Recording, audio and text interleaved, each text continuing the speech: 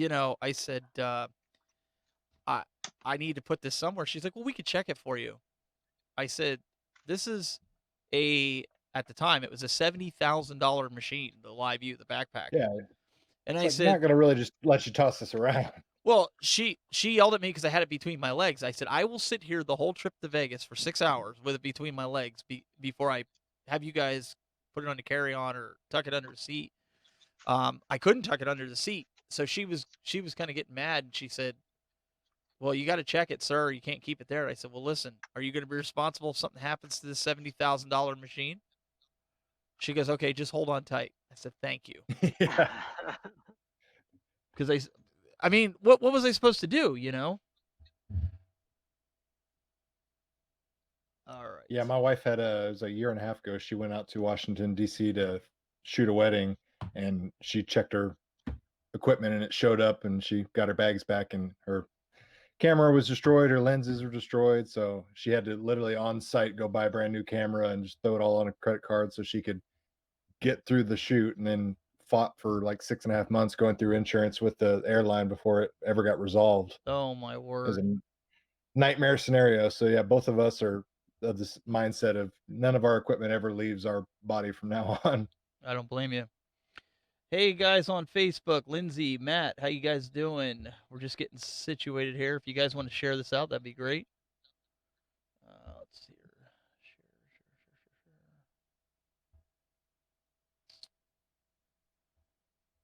So, are you hearing any echo back, Doug?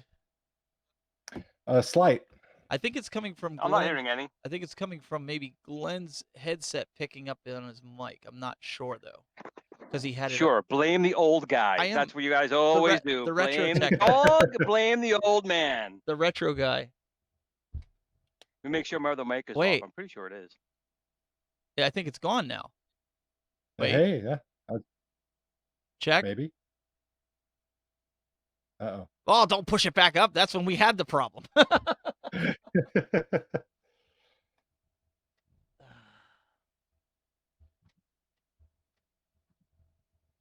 Oh, he completely muted himself. Sneaky, sneaky. You better fix How's that, that? Glenn. That better? Yes, that's better.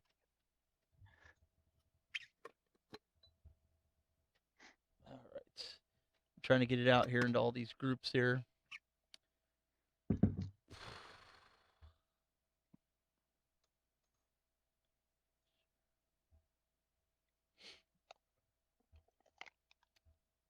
All right.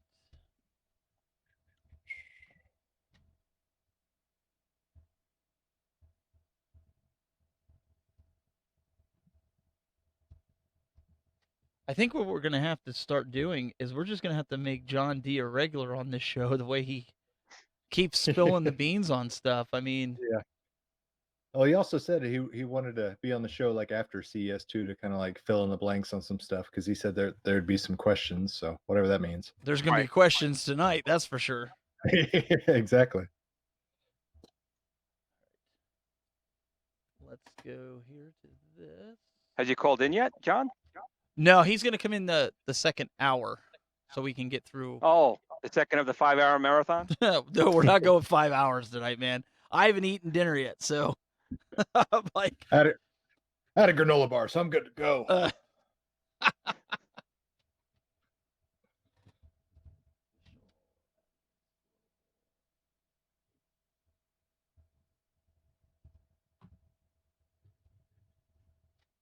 right.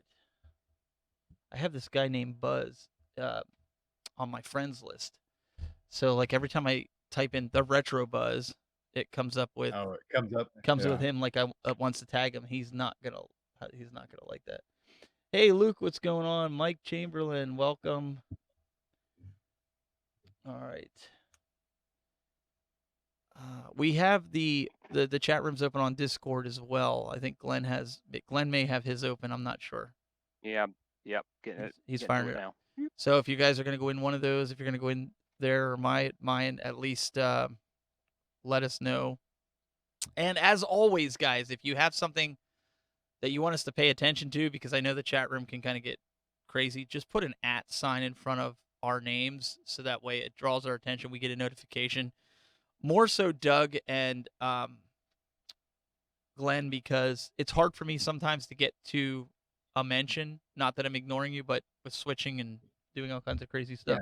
You got your hands full. I got my hands full, so those guys can always relay it. If you guys have a question. Let's do this. You've got questions, we've got answers. I can use it now that British Shack's not around. So They're gonna send you a cease and desist Yeah. somehow to cover their back stuff, right? I still got my battery of the month club, man. I'll just check off another battery. That's all.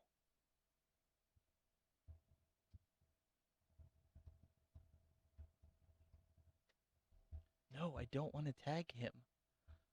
Jeez. Okay. Don't tell me what to do, computer. Yeah, right? All right. I have it up on YouTube. It looks like we're live on that as well. Broken Quad says, I'll take 5 of them. So YouTube, I can actually monitor on my end if you guys are able to kind of keep an eye on Facebook. And Okay. Right. I'm thinking because I shared it to the other groups, all the chat rooms should be the same, I think. We'll find out. We'll find out. So, hey, guys on YouTube, I see Joe. I see Broken Quad, Lewis Chambers, Sling Upgrade. Hey, what's going on, guys? So, you guys on YouTube are not forgotten today. We've got you pulled up. Hey, what's going on? Davey Smith, how you doing? Let's see. Triple Lex says salute to the panel. I guess that's us. So John will be joining us a little later, but we've got a lot of news that we got to get through, and I figured it was going to be boring for John to sit through us talking about important stuff with like At Games, at Toy Shock. We have P-Dub with the P-Dub report. So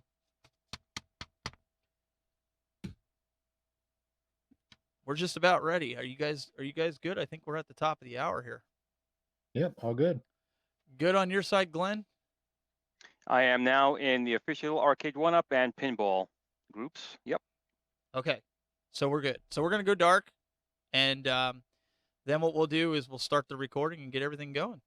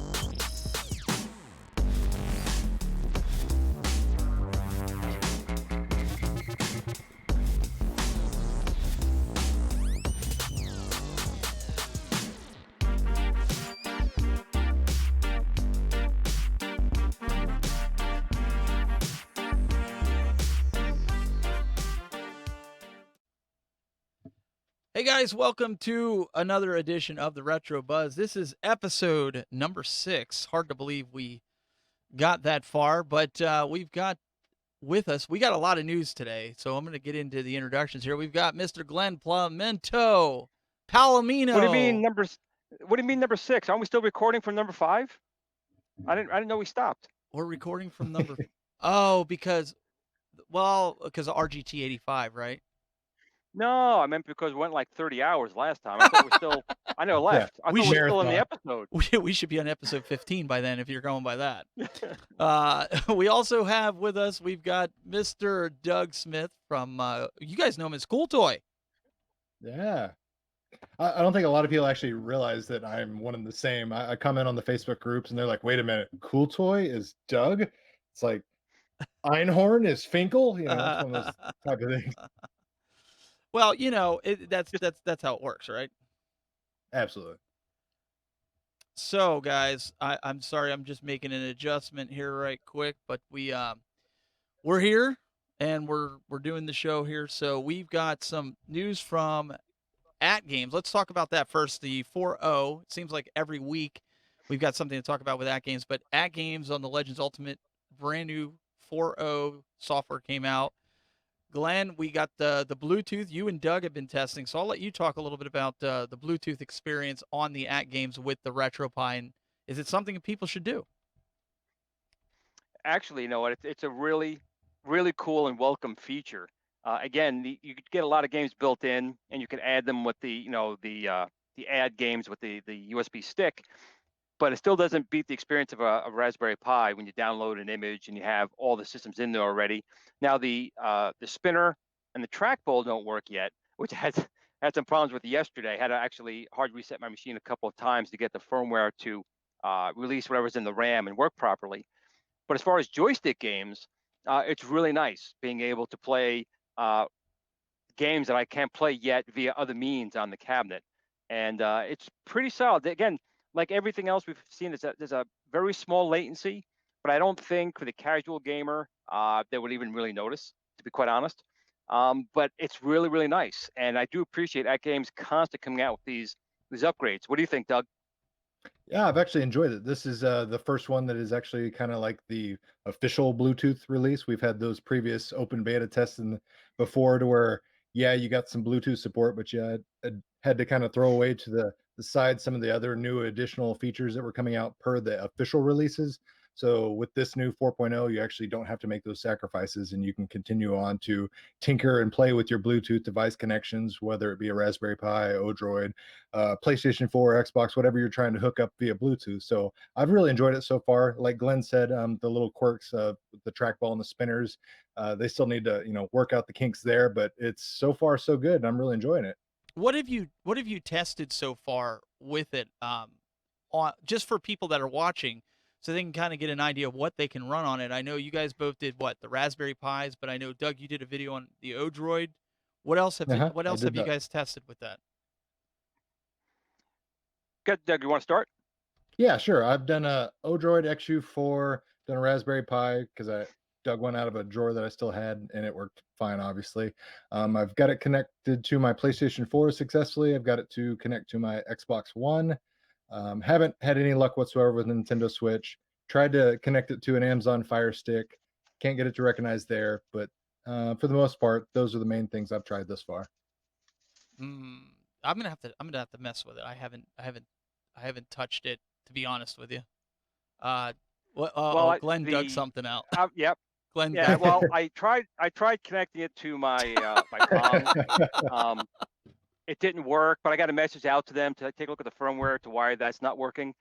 But other than that, obviously a Raspberry Pi, and I played, like Dragon's Lair, which is a game I totally stink at, but it's so nice to look at. So I was running the Daphne emulator on there. Just a PC after that. I used a Windows 7 and a Windows 10 PC. And again, the experience was pretty much the same. The controls are very responsive. Again, the trackball and spinner don't work yet, but for joystick and buttons, it worked very, very well. And again, it's just what I've said before. It's just nice having the option. Not everyone's going to do this. The setup is not overly complicated, but there are a couple of steps involved. And it's just nice to have that option if you wanted it. I mean, that's really become the jack of all trades right now. I'm gonna have to play around with it. I have a few things that I want to connect to it. Some people have asked me to try to connect my PC because the PC that I have that I'm using, their server software seems to work fine. I've got like 2 milliseconds of latency with it. So I really hate to deviate away and just add an HDMI cable, but I might mess around with it. We'll have to see. Anybody in the community, have you guys used the Switch yet with it? Is that, yeah, Doug, have you tried that at all? I've tried and it failed miserably, and it's something I really hope that they can kind of figure out. I assume the Switch has some kind of, I don't know, funky Bluetooth connectivity just because it's associated with Nintendo and they like to do things a little bit differently than everybody else. But I would absolutely love to be able to connect it to a Switch because that has been my kind of console of choice thus far with this current generation, and that's what I've been buying the most current generation games for is my Nintendo Switch. So if I could play a lot of those on an arcade with an arcade joystick and buttons and that kind of layout, I'd be a very happy camper. So I have to say this. I know we're in the middle of the show, but Broken Quad in the chat room says, Doug, your camera's driving me nuts because it keeps going in and out with an autofocus. Yeah. So Doug will take care of that really quick while we do that.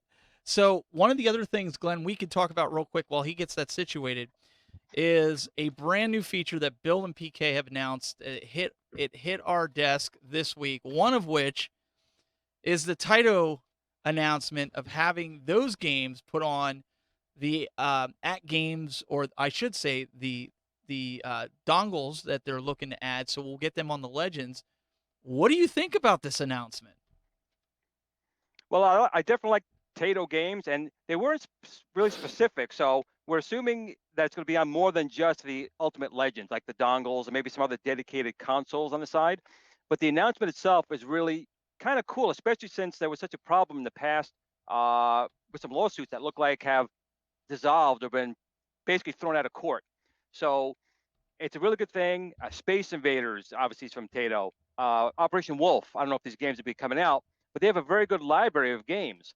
So it is kind of exciting, and I really do enjoy the Namco dongle, which of course was a lawsuit that they had.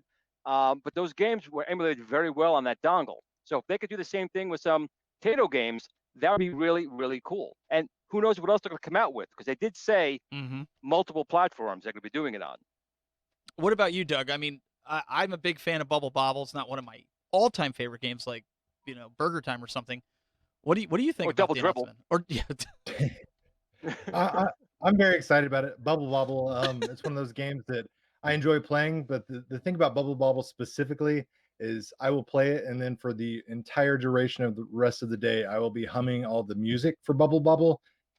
It just gets stuck in my head every single time, and that's part of the allure of that game. Personally, is the music and the soundtrack on that one. I just get addicted to it. So if they could have a nice little blast dongle that I can plug into the Legends Ultimate, and I can just sit there and have a little jukebox setup going on, just listening to the music, I'd be really happy there. that And that actually, I'll say something real quick here. I just yeah. noticed that if anyone doesn't know, my local Walmart, not sure if all Walmarts are that way, but the older Blast dongles are going for around $4.95 or $4.88, I think, right now. Heck of a So if you deal. do have Ultimate Legends, you want to get those other dongles, they're extremely expensive. They come with a controller, so you can play them without the Ultimate Legends. But if you do have one, the machine's set up for all those dongles, and $4.88 is a pretty good deal for what you get. That's something I And know. how's I that? got mine for Sorry. that too. No. You're fine. I paid $4, $5 for them as well. How's that controller? I've never actually played the ones with the actual controller. The controller's not bad. It looks like a Sega Genesis style Mhm. controller. It's probably very similar if you had any of their other flashbacks as far as the feel. They're adequate. I mean, they're not spectacular, but they get the job done. Yeah, I mean, it's They also $5. Right. exactly. So you It's $5. can't really complain, and I don't. So Yeah. it plays well enough. I was enjoying playing. The only other one I have, the Blast wise, is of course the Pong one. That's just me. So I actually felt that the Pong paddles and the response in that was excellent. I really had a good time with it. But like I said, I'm going to go by my Walmart probably tomorrow and just pull up all the rest that they have there.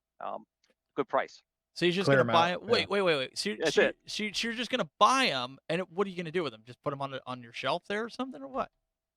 Well, that's what I do. I put them in a plastic bag and I put them on my shelf. Doesn't everybody do that? I don't understand the question. No, not when you already have it. But okay, we'll let that go. Glenn needs an intervention. So At Games is really trying to take the bull by the horn, so to speak. They had another huge announcement that they put out today.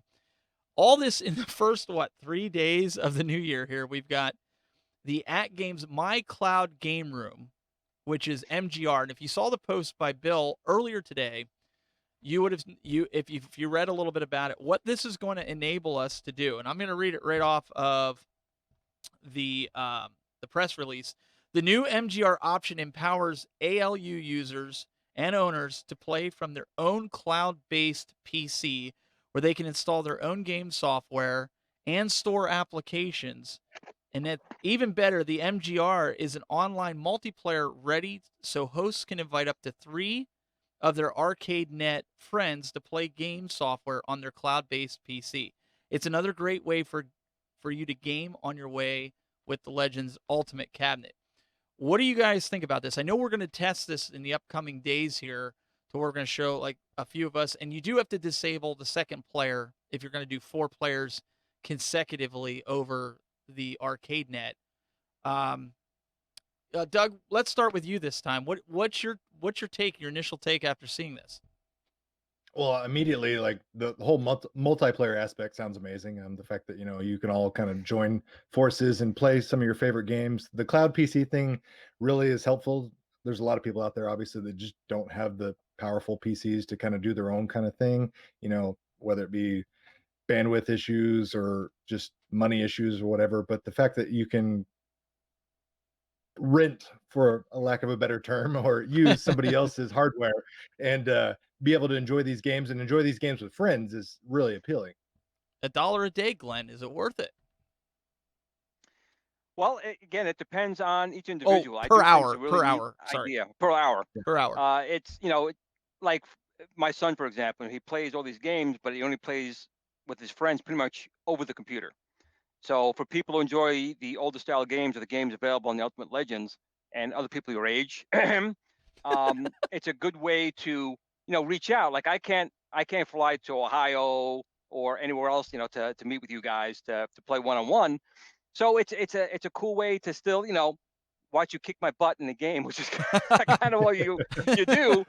But again, it's just a nice option. I'm still not sure if I'm on board with the pricing myself. Agreed. But I do think it's a nice feature to have, and maybe they'll offer, you buy for a month and get a discount. I do think that overall the pricing on these features, I understand it's specialized servers, and I get all that, but there's other companies that do that as well, and the cost is not that much when you look over Well, a monthly fee. Glenn, let's do this. We have between Facebook and the YouTube chat that we're watching, we have about 150 people watching right now in the community. Guys, why don't we do this? Why don't you put in the chat room right now, because we've got the At Games folks. They always watch the show. They love the show. Put in there what you think. I mean, let's just be fair. They got to pay for these servers somehow, right? Right. If you put it out Absolutely. there, these guys have been listening. Put it out there what you think that you would be willing to pay for a month for this type of service that they just announced, the MGR with their arcade net. What is something? Put it in the chat room right now on either Facebook or YouTube. And if if PK is not watching currently, he can go back and look at it later. I think that's the best way. I mean, I think if they can get a consensus, right, of what people are willing to pay, it's going to not only help them, but it'll help get the pricing where, I mean, Glenn, wouldn't you say where it needs to be, right? Right. Again, it's just me personally. I don't play a lot of games online. I don't even have an Xbox 360. I do have a 360. I don't have a One or anything after that. I don't have PS2. That's all I actually have. So I'm not a big online gamer to begin with. So to me personally, it's an expense that I think is a lot. Other people may not think so, but in talking to other people who do have Xbox Live or the PlayStation, it seems substantially more than what they're charging. And I'm not taking anything away from Matt Games. They're working hard, Yes. and they obviously do have to cover their costs. I mean, nothing is free, Mhm. especially if they're giving all these servers up for people to use. But if no one is going to buy it because it's too expensive, those servers are going to sit there dormant anyway. So I think they need to really just look at the pricing model and the demographic of people buying the Legends, and kind of price it accordingly. So I don't know if you're following it. Doug, are you checking Facebook chat? Because YouTube chat. Yeah, there's a lot of Facebook chat. We've got people. Steven says $10 to $15 monthly. Mike Chamberlain says $15 per month, like Netflix. Keith says Sony PlayStation, Xbox Live have proven price points. Follow that, which I really kind of align with, because they've essentially already done the market research for you. Granted, it's a slightly different service, but overall, it's very similar. And if it's already got a proven track record of an accepted price point for the market, I would think you would start there as opposed to starting somewhere else. Start there and maybe work up or down from there, depending on what services you're offering. But I would start with that $10 to $15, Yeah. just because that appears to be what's socially acceptable for Right, most. and it's more of a flat fee versus, I think the hourly fee is what really gets me more than anything. Yeah. Even if it's $1 an hour, I just feel like being charged by the hour for something like that in today's market and the way other companies are doing it, it just doesn't seem right to me personally. But that's just my opinion.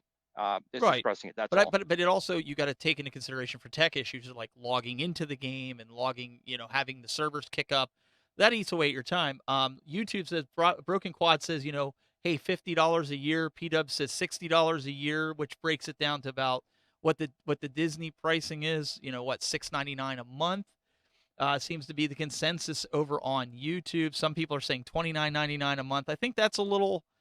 I would say that's probably a little unrealistic when you think about what servers cost, and I know Right. that because of web hosting servers. I know what I pay a month for them, and I'll just say, I pay about $20 a month for my grid hosting.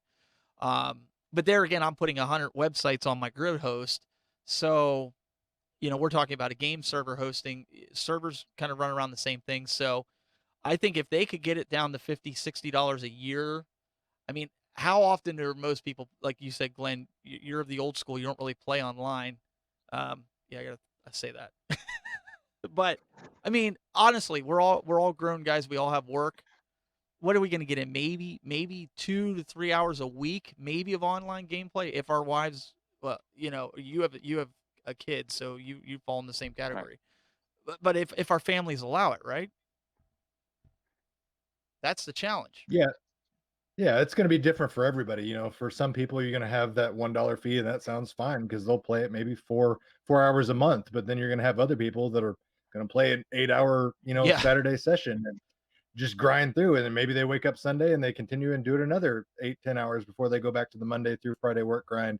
So, everybody is gonna be a little bit different with their needs and their wants, so I think that's where a flat-based pricing is gonna be the best for everybody.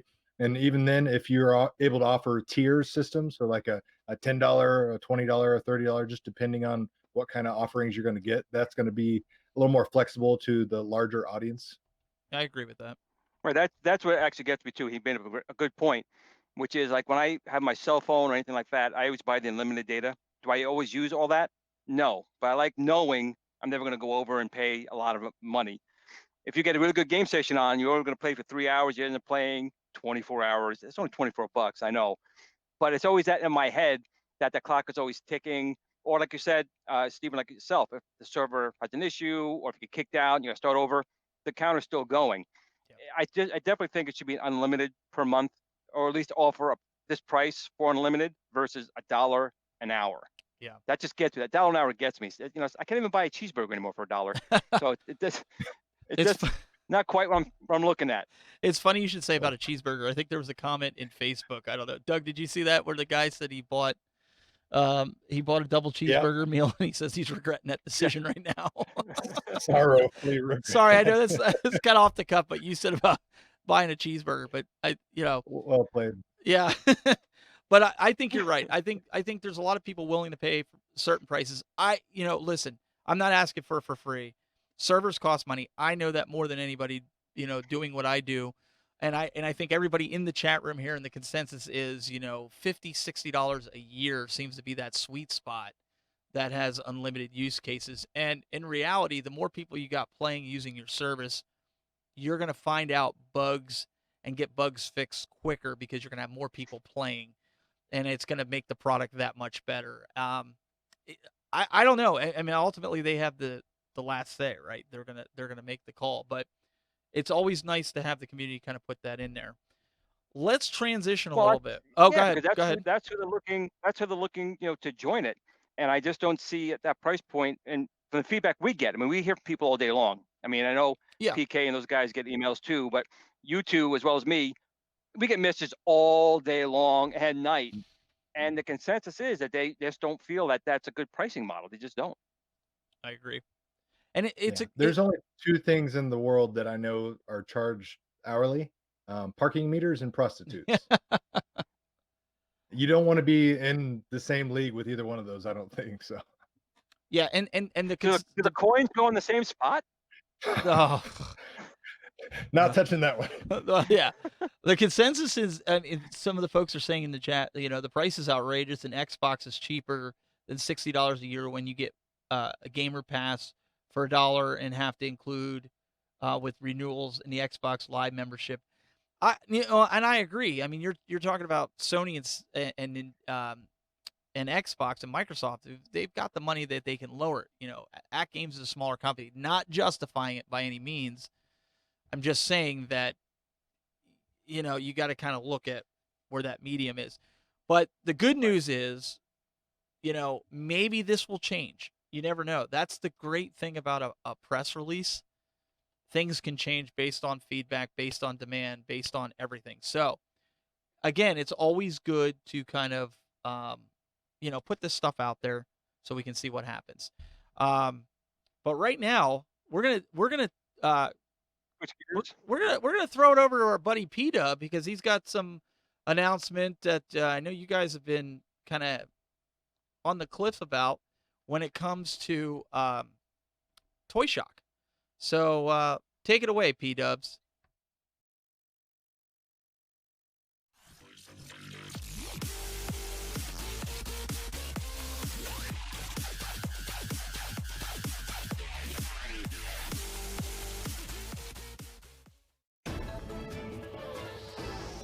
Thanks, guys, for sending it my way. I do appreciate it. And before we get going here, I just wanted to wish Steven, Douglas, Glenn a very, very happy new year. I hope you guys had a wonderful time with your families. And also to everyone watching in the arcade gaming community, happy new year. Look forward to 2020. Make it the best year ever. And I'm super excited about 2020 because I really feel like the arcade wars have begun. That's right, P-Dubs loves hype, and we're hyping it up. I'm super excited about 2020 and all the wonderful new toys that we're going to have available in arcade rooms or lofts once everything comes out. All right, guys, so here's what I can tell you. At Toy Shock, at CES 2020, here's what I can share. I definitely want to give you a nugget. I want to give you a teaser, but I also can't get myself in trouble, right? Can't get myself in trouble because I know more than I should. And sometimes I feel like Hagrid and Harry Potter. I shouldn't have told you that. I shouldn't have said that. So I'm going to try not to get myself in trouble here. Here's what I can tell you guys is that at CES 2020, at the Toy Shock booth, we will be showing off 4 pinball machines. That's right. We're going to be showing off 4 pinball machines. Now, what they are, what they look like, what games they have, all that kind of stuff, you're going to have to swing by the booth and check them out, and you'll find out for yourself. So we will be showing off 4 different pinball machines. It's really cool that I'll be volunteering.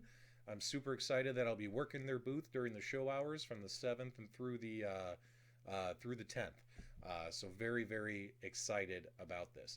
Now, also, as you can imagine, all the companies are scrambling. They're trying to put together the best presentations possible. Everyone wants to drop the mic.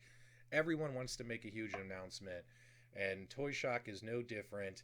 Just so you guys know, here's what I can say is they are hoping that if they can meet the deadline in the next couple of days here, that they'll be able to announce 2 new arcade products. I know what they are, and guys, they're awesome. Now, hopefully everything will work out and they'll be able to make those announcements at the show. If not, they will be coming shortly thereafter. So we're going to be having the 4 pinball machines and hopefully announcing 2 new products. If not, those products will be announced shortly thereafter by Toy Shock. Super, super excited. Can't tell you what those are, but you guys are going to love them. Trust me, because I've read the specs and it's great. And last but not least, don't forget that since I will be there and I will be volunteering and working at their booth throughout the show, I will be there on the 7th, bright and early, before the show even opens, with all the other exhibitors getting set up, which means right when the show starts, we're going to go live. That's right, P-Dubs and P-Dubs Arcade Loft is going to go live right there at the Toy Shock booth, and we're going to be the first ones to show you the 4 new pinball machines. We're going to show you the pinball machines. We're going to go live on my YouTube channel, youtube.com P-Dubs Arcade Loft, and we're going to go live on the Toy Shock, official Toy Shock digital Facebook fan page. Wow, that's a mouthful. So Steven, do me a favor, share the link for the Facebook fan page in the show notes if you haven't joined that fan page yet and you're interested in seeing everything that Toy Shock has to offer. You don't want to miss that announcement. So we'll go live on the Facebook fan page the morning of the 7th, and make sure you join the fan page. Super, super excited. And that's what I have for you guys today. My apologies I couldn't make the show tonight. I know you guys are going to have a great show, and I look forward to catching the replay later. So back to you guys in the studio. Happy New Year, everybody. And in honor of the legendary Glenn, game on.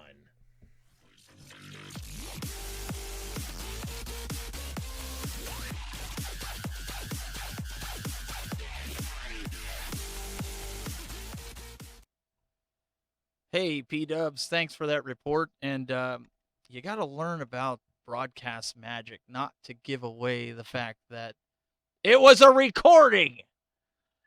But it was a live recording. Yeah, it was live when he did it. So we'll work with P Dub on that. We want to kind of introduce this in all seriousness, all kidding aside. P Dub, because he's on the West Coast, he doesn't always get to join us, and we want to do the Loft Report weekly for you guys because we know you guys love P Dub.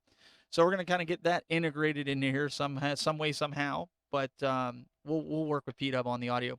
But guys, what are you thinking about for CES? Now we've gotten a lot of leaks, and the elephant in the room, if you will, Arcade 1-Up, and the pinball, and some other leaks that we found that some articles have been pulled offline, which I'm going to bring up right now.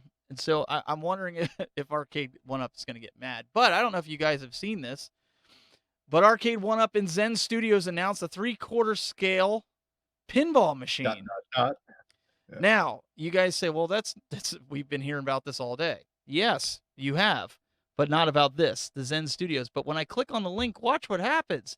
Oh my goodness, it takes you to a 404. It's not found.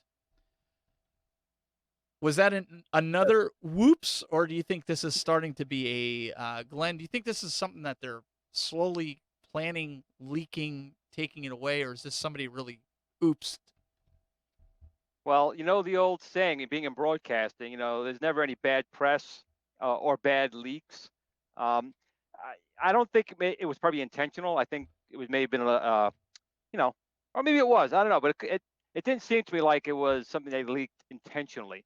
However, the fact that the cat is out of the bag, the machines that we saw, if anyone was able to catch a photograph of it, actually they can right now. Of course, I started another Facebook group. It's what I do. There's now a At Games pinball fan page on Facebook, and basically, as you can see in the photograph here, they're using a. I think it's also still. Is it a 24-inch? Because I didn't get all the information. I think it might be a 24-inch, but the bezel on the sides are much thinner than on the Toy Shock. It does have a secondary screen on the backboard, but also a stationary picture as well. Well, So let's preface this, it's looking Glenn. pretty nice. We got this right from Arcade 1-Up. They were kind enough to send us this. So we have a high definition image here that we can pull in, and you guys, we can kind of show. It almost even looks like there's some T-molding going on there, huh? Yeah, It could be. It's pretty. And this was like a 7-inch screen, I believe, that they were saying, right, for the Right. back box. Right. And then so you already have the 2 screens on there. So the modding capabilities, if you wanted to do that, is probably much easier than what Retro Ralph had to go through on the Toy Shark. But the machine itself looks pretty nice. I mean, the legs, I believe, are adjustable, so you can get a little more head out of it. There's not too much more information we've got on it, but the fact that there was a bit of a leak today, again, they pulled it. It was out. It came back. It's gone. Oh, but Glenn, and I know John. You have little faith. But John will be on later in the broadcast today to talk about it a little bit more. But are you getting something right now? Is there information coming from John? This pinball machine is also Wi-Fi enabled. It has a built-in solenoid for haptic feedback, and it has a built-in accelerometer for a real nudge and tilt feature. Now, I actually stole that image, and I'll just be honest, from the IGN that had it up earlier today when I was reading the article. With that, so with that being said, that seems to be 3 features, and John can confirm or deny that if he's allowed to when he comes on. He might be sitting there going, "Oh, what did I get myself into?" But I think because that bezel is thinner, that I think the width of it might be a little bit more narrow. But I don't think that's a really a big deal breaker. But it looks more symmetrical, not symmetrical to work for, more proportionally right with the bezel as thin it is. What do you think, Doug? So the first thing that I'm noticing are like actually the smaller details, the things that are, not the big talking point, so to speak, like adjustable legs. I think that's going to make a lot of people happy just because you can't please everybody height wise. Everyone's going to be built differently, so everyone's going to have different aspects to how they want their playfield lined up. But the fact that it has adjustable legs, the fact that it has that faux coin door, so to speak, that's the first of its kind for any arcade one up product. So that's again And a nice little attention to detail. that's the volume and power door as well. If you noticed that. Uh-huh. We don't have an actual full plunger. We've just got a push button according to this mock-up, Yep. which I'm indifferent on it, honestly. Like a real plunger is cool and all, but in reality, it's a virtual pinball, so it's simulating an actual pinball. So I'm okay with just a button as long as the gameplay itself is really good and accurate and responsive and things like that. I'm a Star Wars nerd, so of course anything Star Wars is take my money right now type of stuff. But the Wi-Fi definitely has my interest extremely piqued because the possibility that we could download more tables, and then one of the many complaints we hear from people in the Arcade One Up message boards is, I wish these came with more than 3 or 4 games. So if this is Wi-Fi enabled and has the ability to download more games, well, that's going to make everyone happy right there. So again, I'm jumping over here to the chat room, and Broken Quad has confirmed it's a 7-inch active screen on the bottom, is what he's saying. Nice. Okay, so I'm following it. It says Zen has the rights to William tables. Yes, is that a question? That'll be for you, Glenn. The Zen Williams. Zen has definitely did at one point. I think they still do at this point. The Williams has been pulling and moving stuff around a lot lately. But Zen at one point did have it. So I can't personally confirm. I'm sure John will later if they still have it. What do you guys think about how, with the Toy Shock, I can confirm this, that there's no recess in the screen where you have the big bezel, which it bothers a lot of people. It doesn't bother me because of the young kids. And New Year's, I had people setting their glasses on it. So I was kind of thankful for that thick bezel, which is what I kind of figured was going to happen. But what do you guys think about the table being recessed down inside of it? All in all, when you first look at this being a true mock, what's your first takeaway, Glenn? I mean, what are you thinking with this? Well, I'm actually have to really wait and see how the screen is. I mean, there are pinballs that have a 3D effect. Actually, like they look down, like you have depth going down in there. Mm-hmm. We haven't seen the screen. Hopefully, when Doug's out of CES, he'll actually be able to confirm that screen and how it looks, if there's actually some 3D effect to it. I'm actually fine with it because a real pinball machine would never be right at the top anyway. It would be recessed. But again, hands-on and eyes on will be the telltale sign. And Doug will be at CES and talking to them, and he'll give us some information live here as well, or semi-live. We're still working out those details. But the fact is that we need to really see it. I mean, the pictures look great, but a static photograph is not going to tell everything. And that Doug will be out there to actually take a look at it. Yeah, and again, this is a digital mock-up. This is not an actual like fully retail-ready product. So things can change, probably will change from the time we see this mock-up to the end result product. Number one, is pretty happy with actually seeing a recessed monitor. To me, that lines up with what we're kind of used to seeing the more expensive virtual pinball machines. Typically, they do have a little bit of a recessed monitor where the playfield's tilted and you get a little more depth. Plus, you've got a little thicker, whether it be glass or plexiglass or whatever topper each company decides to use. But it gives you that added depth and that just added little security blanket, so to speak, to have that distance between the actual monitor and the playfield top itself. What do you guys think of the actual logo that they've got going on here? This is the actual logo that they sent over, the at-home virtual pinball arcade 1-up. I mean, this looks like they're going for broke here. Like this, that you don't just create a logo if you just intend to do one virtual pinball. One and done. Exactly. Yeah. So what do you guys think, chat room included, what is everybody thinking with this? Are we going to see some more come out right away? I mean, that seems to be Arcade 1-Up's thing, where you put 3 or 4 tables or arcades out.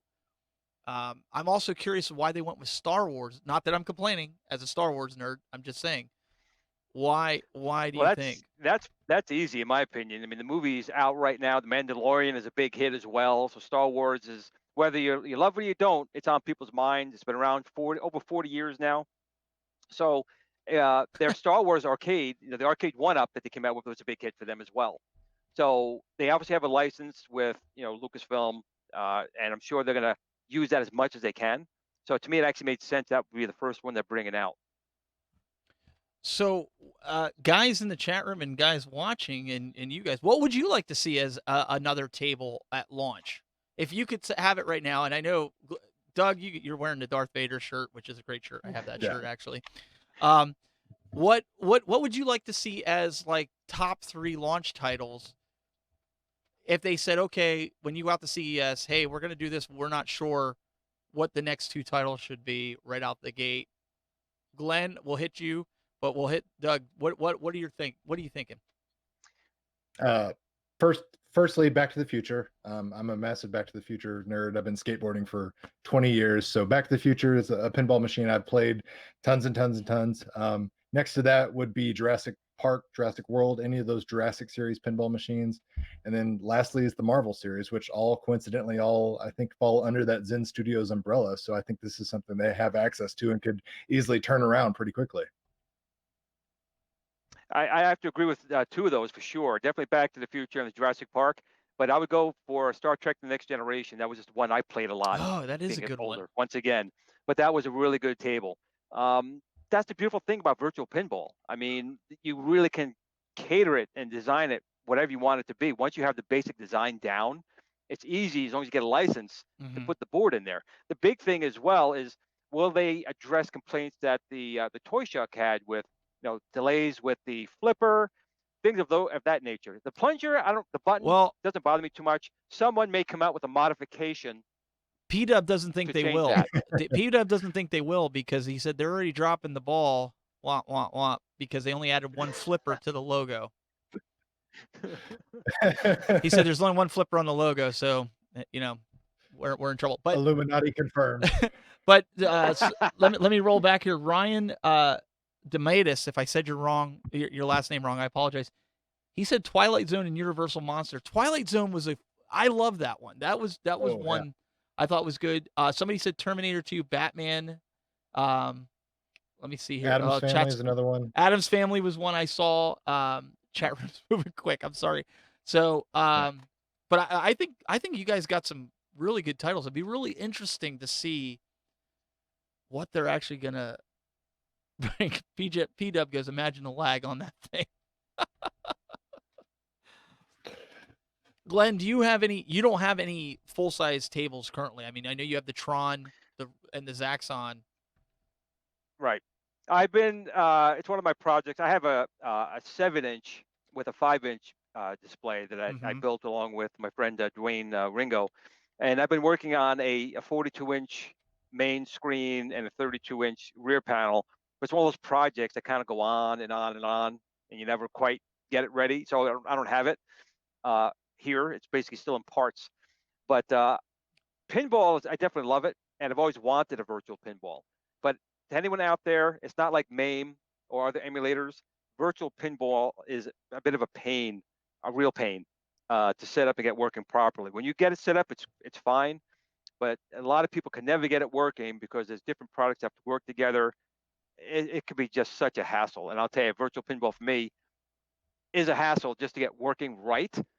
But once it's working, you're good. But it's not like when people take an arcade one-up or and convert it to a MAME cabinet or something along those lines. Virtual pinball is a totally different ball game. Even spec-wise, people think they have a PC strong enough because it plays MAME games, and they throw virtual pinball on there and it runs horribly. So there's a lot more to it. So these companies making these is very welcome. Well, let me ask you this, Glenn. Nick Chrisman in the Facebook chat room, he had asked, well, since it's Zen Studio, couldn't you just download the whole catalog and put it on there? But we haven't gotten confirmation that it's like a Zen Studio. I mean, we just saw that article. So what's your take? Right. And we don't know what their business model is. Is it going to be one like Star Wars with one virtual pinball on there? It doesn't make sense, but you don't know. Are they going to offer 2 or 3 like they've done with their arcades, or are they going to do something like Toy Shock did, have a number like 15 tables on there, and then have storage on there or USB on there where you can now download additional tables? We don't know, but John will be on a little bit, and then we'll really be able to find out some more about it, I hope. So do you guys think, and And Doug, well, we can kind of direct this to you to answer this one to start off with. Do you think this is going to kill Toy Shock? I mean, obviously, At Games can't be far behind with any of this. I mean, they got to be taking all this in and looking at the feedback that the community's given, that us that have been testing stuff with the Legends have been giving them. Do you think this is the end for Toy Shock, or do you think that just like the Legends Ultimate and the arcade one-ups, there's room for everybody in this? What's your take on it? I definitely think there's room for everybody in this one. I don't think by any means this has killed Toy Shock. Um, I think what it does is it provides different avenues for different fans of different, IPs and tables. So you'll get people that are really fans of the Gottlieb tables, and you'll have people that are really fans of the Zen Studios tables, the Marvels, the Star Wars, things like that. So you'll have, something for everybody. And since it's, divvied out according to brand, so to speak, you're going to have a choice either way. And obviously they're going to feed off of each other as far as their features and their benefits and their price points. Does Toy Shock go away overnight because of this? No, I don't think so. I mean, they were the first to the market and the first to kind of prove that, number one, there is a market. Number two, you can do this at a reasonable price point. Now it's just a matter of, what does their round two look like? What does their wave two look like? Do they improve like Arcade One Up did in the past on their previous products? And do they issue out better, more adaptive gameplay for the experienced players? And do we get more, first party titles that more people are familiar with, from Toy Shock? That's something that we'll know. And if the answer is, no to those, then, well, maybe Toy Shock does go the way of the dinosaur. But right now, I think there's plenty of room for multiple people, including At Games, if they were to come out with their own virtual pinball. And Glenn, with you started up the official digital arcade one up pinball group, and just in a matter of, I would say, 6 hours, we've exceeded 500. And I'm not saying this because of numbers, and so I don't want anybody to be like, oh, you're right. It has nothing to do with numbers, but I want to put this into perspective. In less than 6 hours, you have over 500 people that want to get in. There's probably more that want to get in right now. Yes, it's kudos to Glenn for getting that going, but I know working with P-Dub on the Toy Shock one, it took almost a week to get 1,000. So what I'm saying by all this is, because of Arcade One-Up's footprint in the marketplace, does that make it tough for companies like At Games, who are now trying to get a reputation back as, we've got good products, people? But Arcade One-Up has, they had some rocky roads with things, but they fixed it. Does that kind of automatically put them in the leader, Glenn? Well, I'm not thinking that's the case. I mean, like you said a second ago, At Games did have some issues in the past, which they've, I think, at least at this point, shown people that they can correct and come out with a very strong, excellent product. Because the Legendary Ultimate, I think, is definitely a product that a lot of people want to get their hands on, and it's a quality product. They're backing it, they're supporting it. When Arcade One Up first came out, they had problems too. The difference is that At Games has a longer history, so they had a longer history of people not liking their products, even though the products I felt were adequate. I mean, they were $30 Atari machines. Arcade One Up came on the scene. They had problems, but they kind of started squashing them right away. So their problem history, if you will, is shorter. But I will say right now, though, when you hear Arcade One Up or hear At Games or you hear Toy Shock, out of the three, Arcade One Up may have a more positive, just initial response from people right now. Think of the Star Wars cabinet, the Marvel cabinet, where a lot of people may still think of the At Games older product line, haven't yet experienced the Legendary Ultimate. Now, when you get to the Toy Shock, it's just a new product altogether. So the big thing I'm taking away from this whole thing is that there are three companies currently working on it. Well, definitely two. We don't really know about At Games, so I shouldn't really say that. But just the fact that two companies are out there, Arcade One Up definitely looked at Toy Shock. I'm guessing here. I don't know for sure. Looked at them, said what they were doing, and improved upon it. And now I'm sure Toy Shock's looking back at Arcade One Up and saying, and we're doing our next thing come out here. So regardless of what happens, well, first of all, do these companies going to go away quick? I don't think so. No. I think the products will be around. But again, the winner is going to be all of us, because we'll have options. The Toy Shock, I think, might be the more inexpensive version to get your feet in and trying it out. At Games, I can't talk about it at all, but Arcade One Up is definitely looking to be more the premium of the more affordable units. There are definitely much more expensive pinball machines out there. We're talking 3 to 5 or more thousands of dollars. So again, they're not competing with them. But for the average person who wants a virtual pinball, play a lot of these games, I think Arcade Run Up right now, at this point of the game, is definitely the higher end, and the Toy Shock is more of the, Yeah. very casual kid machine, which is what they advertised it to begin with. Let's not make jokes about this. The Toy Shock was always positioned themselves as a kid's toy. Right. Arcade One Up, I think that was and it definitely was in the beginning with the Arcade One Up line. That was really more towards kids, but they realized that kids like us will spend the greenage to get a little bit better machine and other options. So they're realizing that grown now kids. coming exactly. So they're going to come into the pinball game already knowing, listen, we're not going to lowball and give a product with low rent stuff. Let's hit them now with a very decently equipped machine at a fair price. And I think the price point they're hitting for with what they're getting compared to Toy Shock, I think is very good. And again, I'm still in shock in total, no pun, with Toy Shock, that they're making at this price point. Because virtual pinball, if you look at the bigger ones, again, these are not really competing with them, but the bigger ones cost you $3,000, $4,000, $5,000 easy. So to get a part of that home, it's like what they're doing here with these guys here. They're not meant to give you the full arcade experience. It's just that general Yep. of that at It's- a price that people like you and I can afford. And somebody said about Pinferno, I haven't heard from those guys in probably a week. I need to reach out to them tomorrow because I know the holidays. This could change a lot of things for them too because they're having issues trying to get things into the United States. But somebody in the chat room goes, well, Toy Shock sucks. Have you ever played it? Well, yeah, I actually have one. It's right over there. And let me tell you something. For New Year's, that thing was hopping probably for a good 4 hours nonstop. There was always somebody on it, and the Legends. We had a few people like with my one friend who's really big in the golf. He kind of lived on Golden Tee and then went over and played some of the newer Golden Tee on the Legends, and different things like that. Like there was my one friend, she really likes Final Fight, so she sat there and beat the game. She beat my high score on it too, so now I have to go back and try to beat it. Oh. But I mean, Isn't there a reset button in there? Yeah. You can reset that back to factory settings. but it was, the but it power was, went out. Whoops. well, I kept joking with her about it, but it's one of those things where these machines were great when the Legends was tied up, people were playing something, and I asked people flat out, I'm like, do you notice any latency with it? And they're like, no, it plays fine. I said, do you notice any floating ball? And they're like, well, isn't that the object of pinball? The ball's supposed to float. So talking to normal people that aren't into this, and I'm not trying to start a war Right. here in the chat room here, so guys, just calm Right. down a minute. To average people, $400 for this, they won't touch it.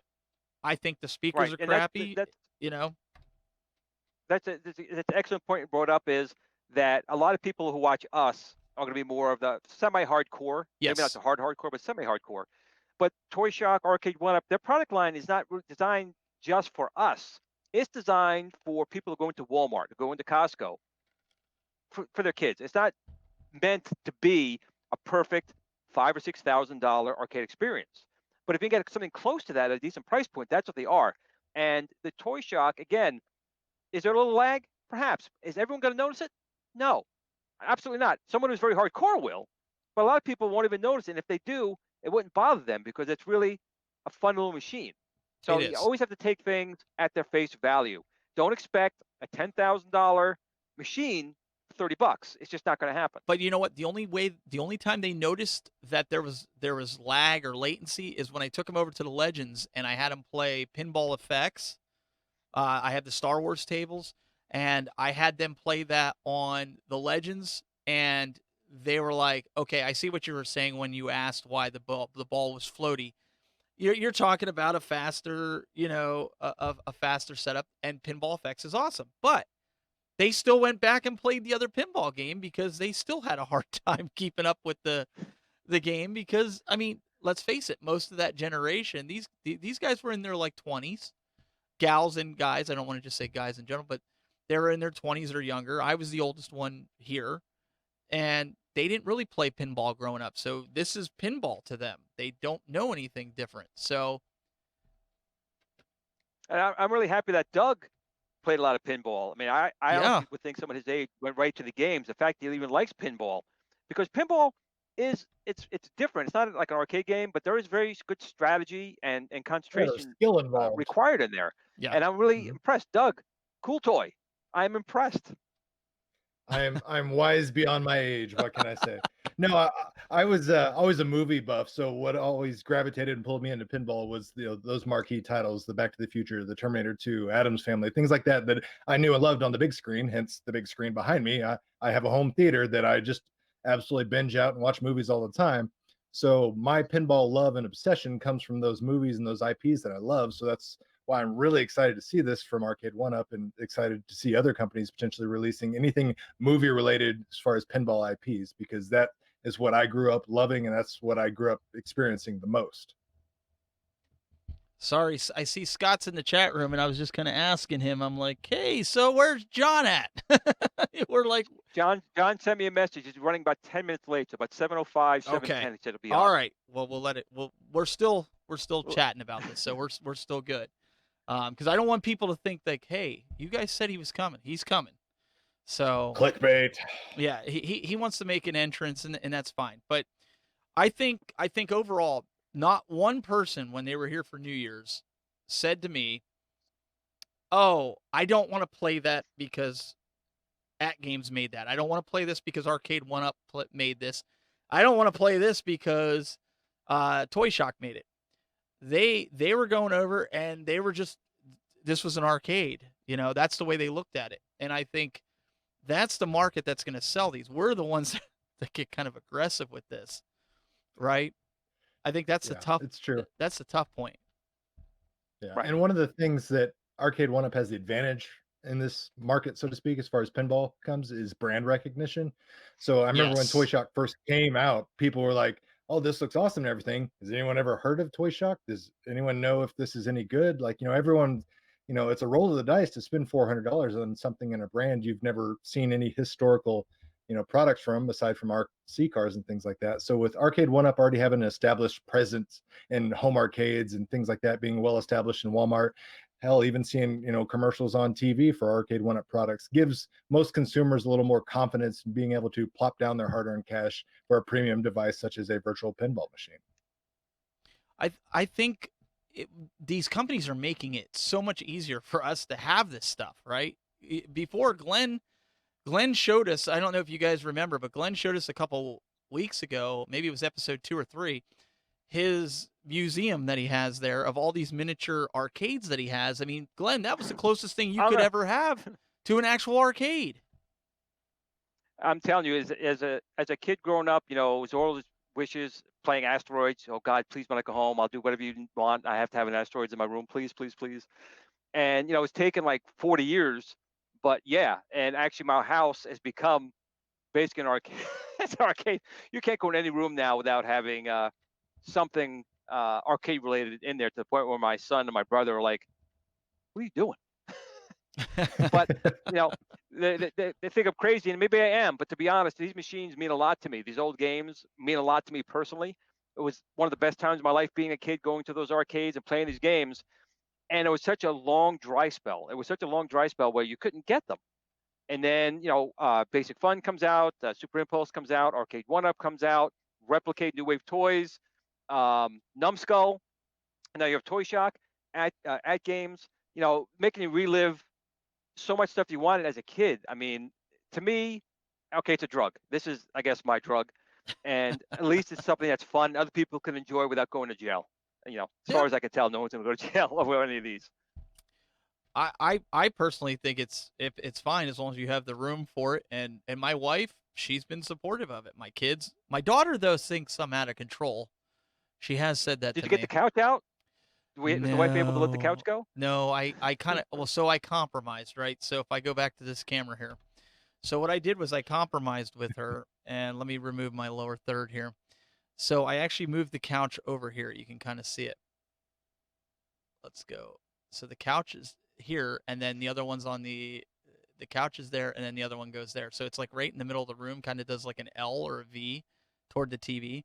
But that frees up that back wall where I put the basketball and the pinball. So I've got room there for at least 2 more pinball machines or 2 more cabinets. And that pinball looks great there. The lights, the LEDs in the background, it just looks really nice there. Yeah, it fits in perfectly.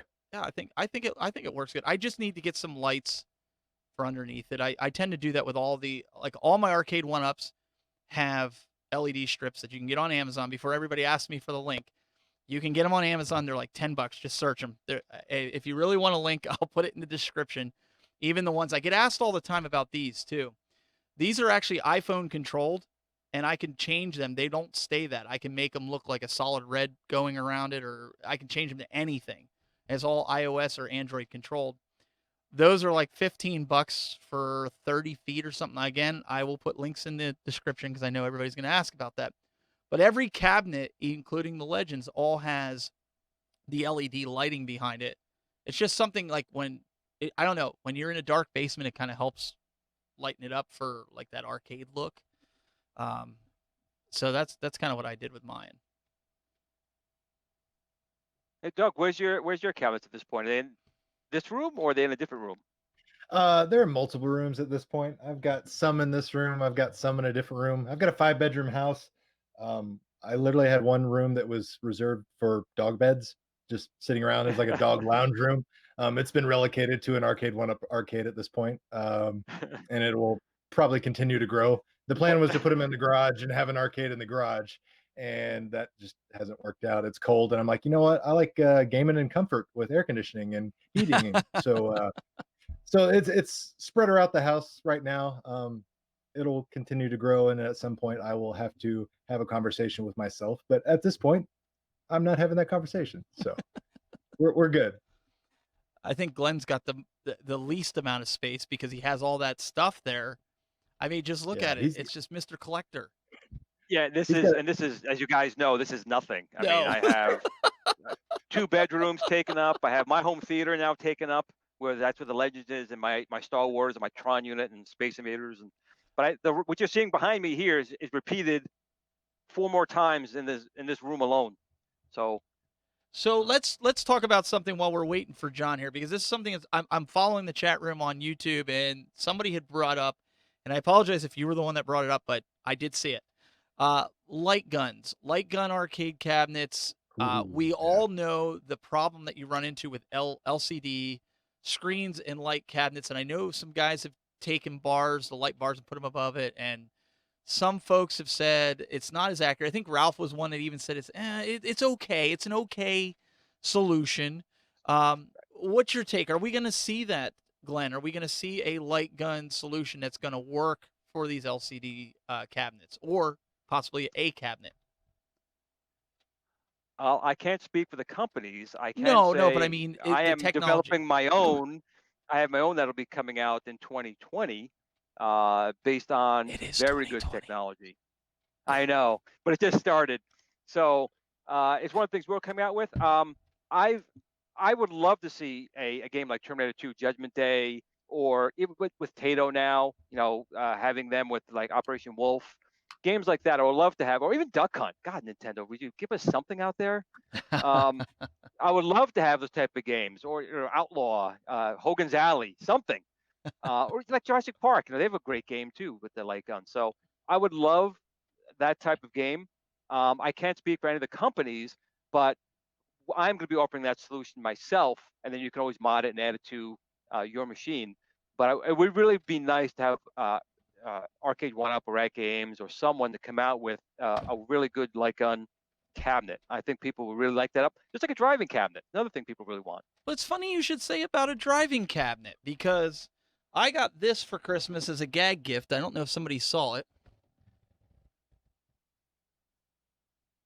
It's a game we play, or Why don't know can't if I it's a get a game. gag gift I don't get gag gifts like that. I get like a box of stocks. It's called like White Elephant, and so everybody picks a random gift, and the one person told me to pick this one because they said they knew I could use it and nobody would steal it from me. Well, they were absolutely right. So it's a PC NASCAR Thrustmaster.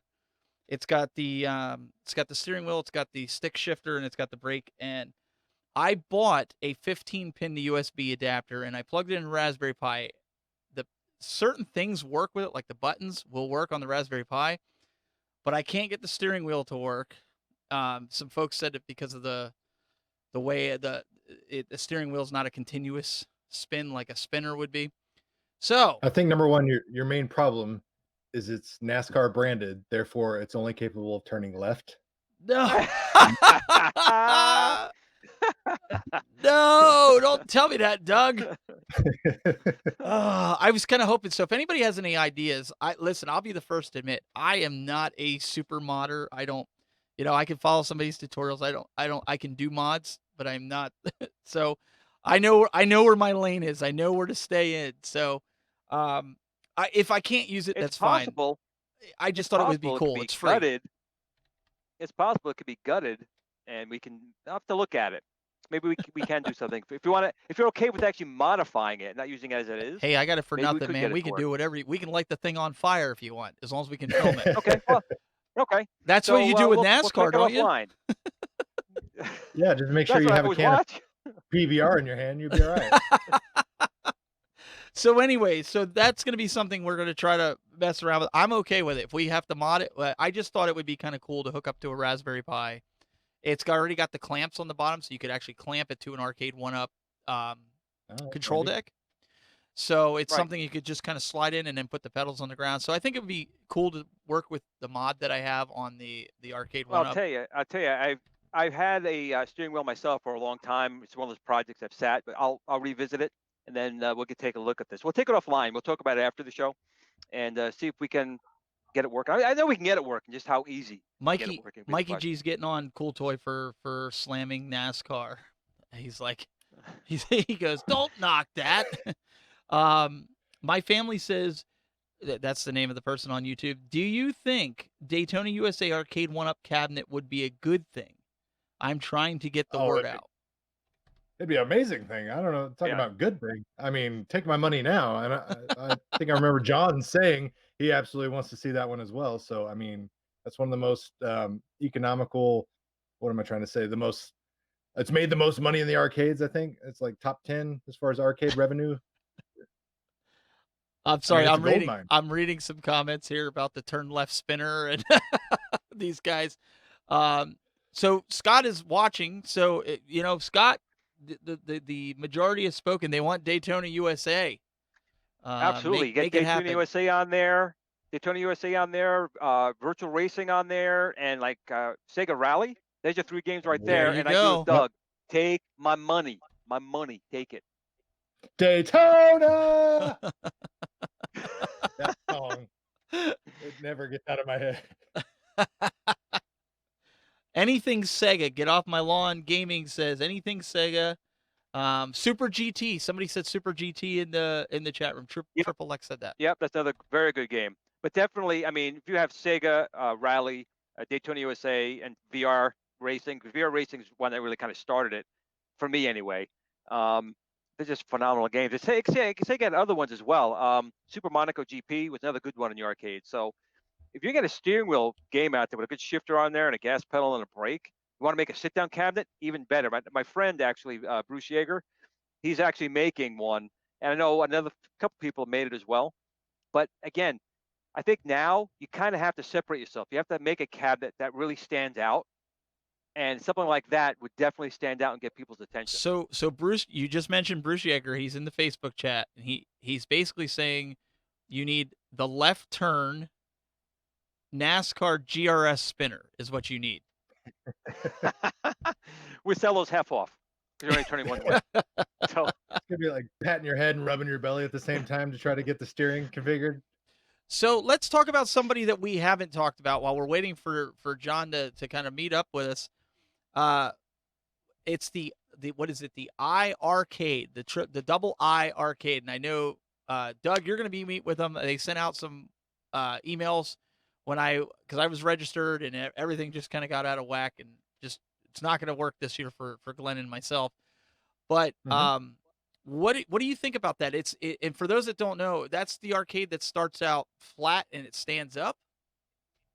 Yeah, it's modular. They said that has the ability to be a full-size arcade and then potentially go to a bar top style without being able to see an actual picture of it. You just have to kind of visualize that in your head. I'm working on it. I'm working on it.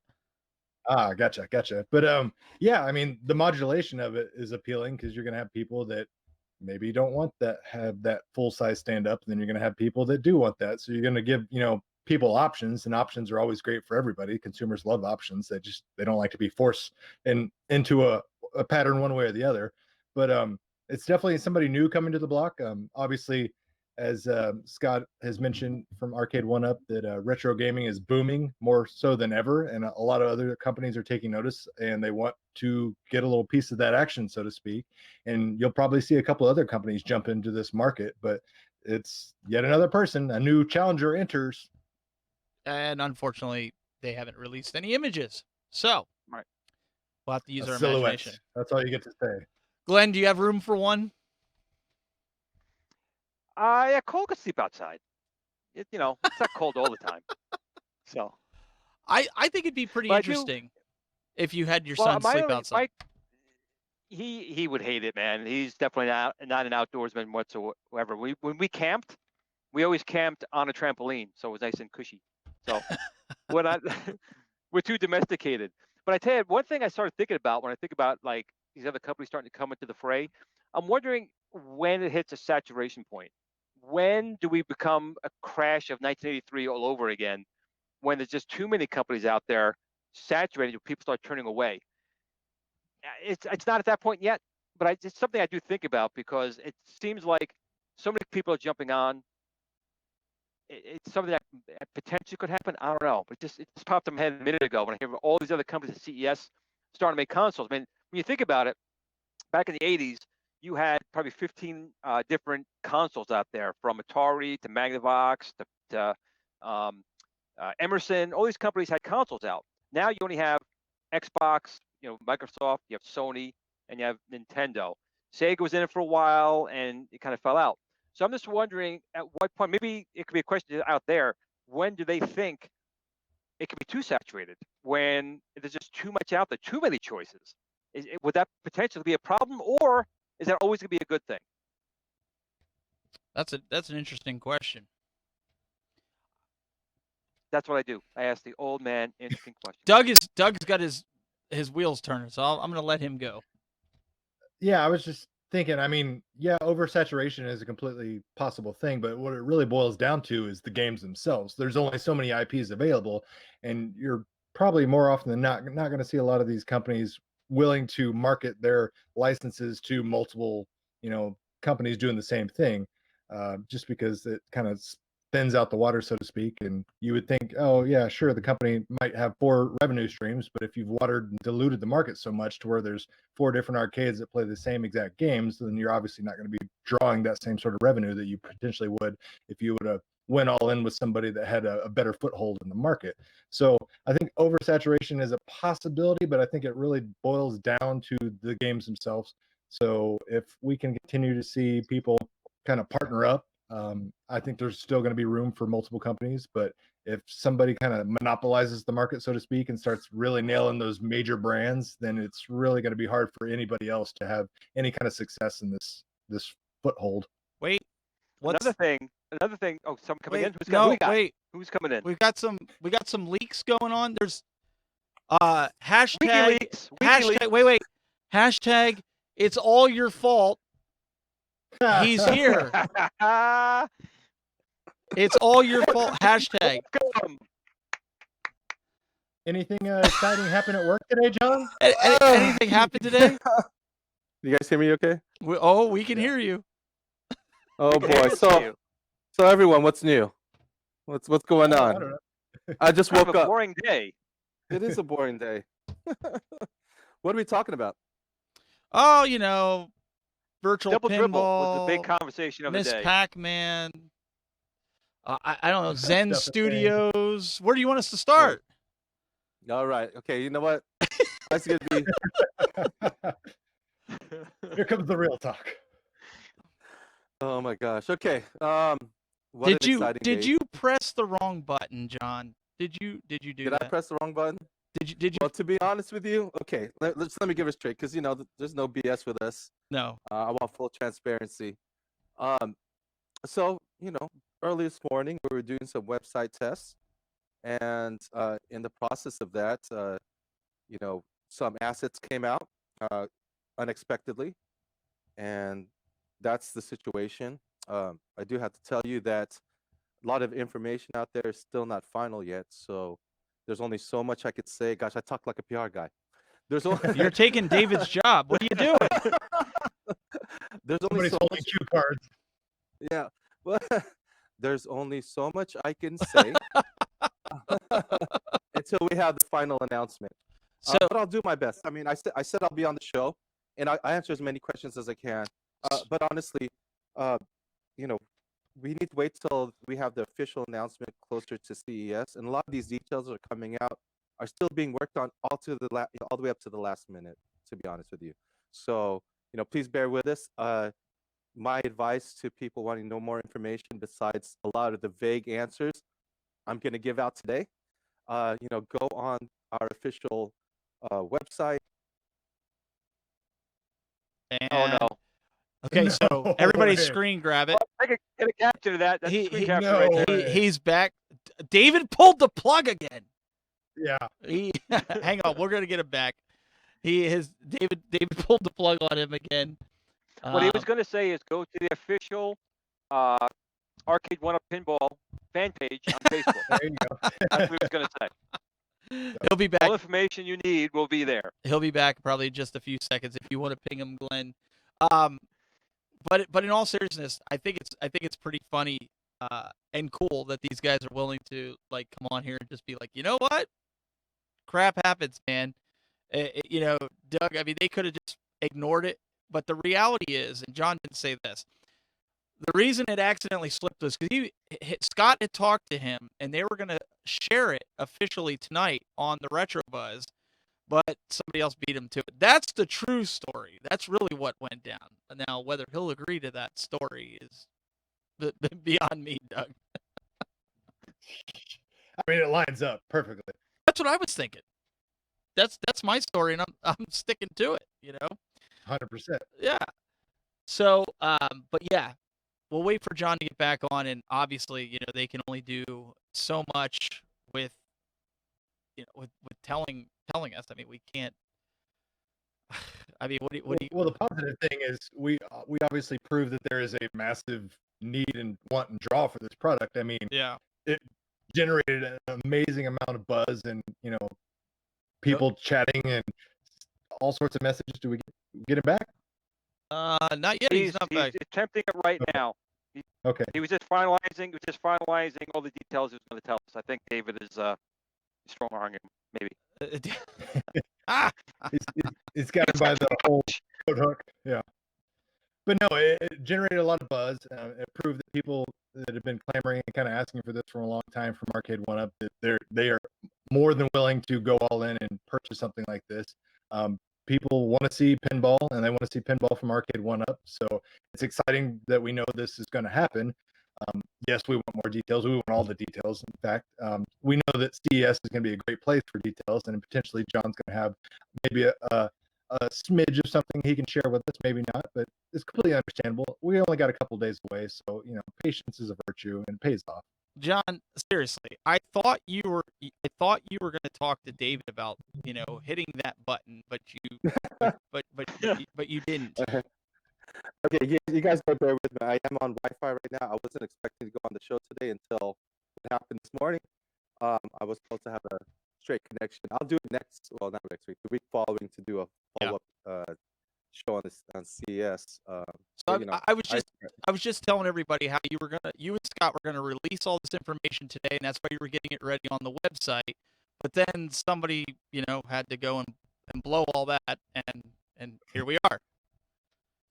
Unfortunate technical mistakes. I mean, yeah, we were supposed to release it today. But you guys have to bear with us, okay? Give us until CES to make it a formal announcement. Okay, having said that, before I drop off again, and I'll try to come back on as many times as I need to, let's just go with the questions.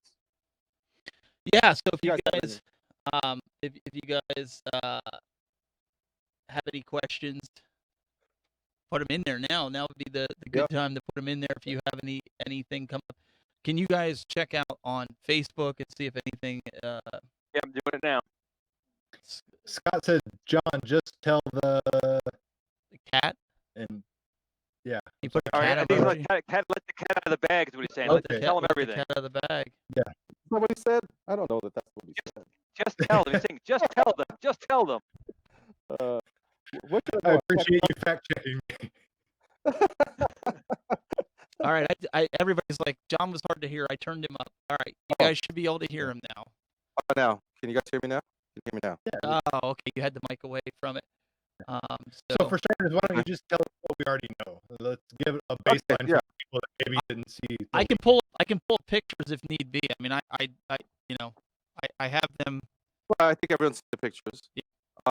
You know, it's no secret. We let the cat out of the bag. I think last week or so. We are going to release our version of the pinball table, a digital B-pin table that has a lot of bells and whistles. What I can confirm to you right now is that you know, some of the features that we have. We are going with a 24-inch screen. We talked about having a thin bezel, but that's in a protective overlay, and that's done so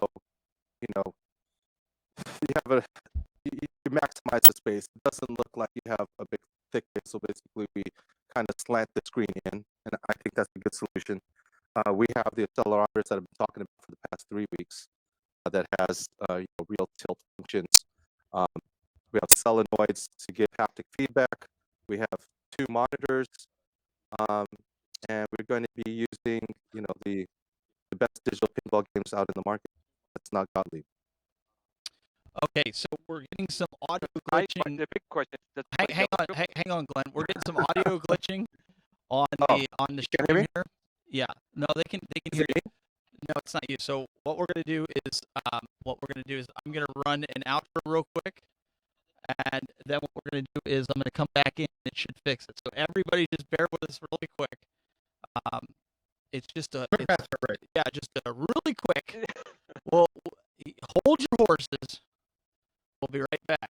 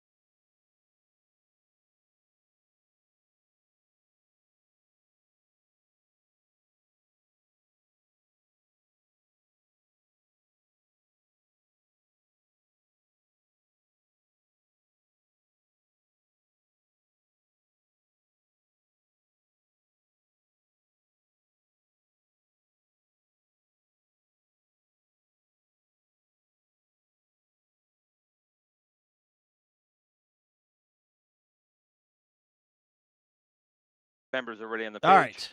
Let's get up there. We should be back. Let's see. Can somebody take a quick listen to? I think John is frozen. That's I was right. getting ready to say, He'll be back. John appears to be in deep thought. Okay. I'm there we sending him go. a message. Sounds good. Everybody says sounds good. So sorry about that, guys. There was a little glitch on the audio after that. So we'll get that situated here. What I'm going to do is we'll get John back up here. Do you want me to just keep the recording going or not? This is kind of like after show type stuff. I mean, we can keep the recording going on YouTube, or do you want me to? I would keep Keep it going. recording right now. Okay. He may still give information to us. I'll edit it in, Yeah. and we'll do that. So let me get the recording going and get John. David McIntosh is in the group as well. Yes. Yep. So we've got everybody back in. We're just gonna wait. And guys, if you want, Glenn, do you have it's the Toy Shock hacking? Somebody said, can you put in the John's coming back? We're gonna get some folks on if you guys want to call in, and you can even ask some questions here. Can you put the link in the chat room, Glenn or Doug? It's the same one that I give you guys. So if you want to put that in there, and then Yep. we have room for I'll do that 2 real quick. people that can come on at the same time. So John, we're getting some people on if they want to call in and ask a question. And this is Sure. what I would say though, because I Okay. can quickly hit the off button just as quick as I allow you guys on. Be respectful if you come on. He's not going to tell you anything that he wouldn't tell us. So that's the only thing I ask, is that if you're going to call in, obviously he can't tell you certain things. Just wait for CES, but allow the guy to kind of answer your question and be respectful. I can't say more than that, right? It's all good. Everyone will So, be good. all right, John. So I was interrupting you before. Go ahead and start Yep. saying what you were saying. We got the recording going, and I'll edit it all in at the end. Okay. Sounds good. Okay, we're on air. So let's talk about some of the features. We're definitely going to be releasing our VPN machine. Our goal is to provide a $5,000 experience for $500, right? We can't confirm the pricing just yet. That's our goal, to try to get it to 500 and under, but that's going to be very difficult. We're trying our best, and it's because there's these features that we definitely want in them. And as I discussed that, we're talking about, we need a beefy processor, right? We need some beefy RAM. We need enough processing to be able to handle 2 monitors and able to handle more, I guess, more technical and complicated VPN games.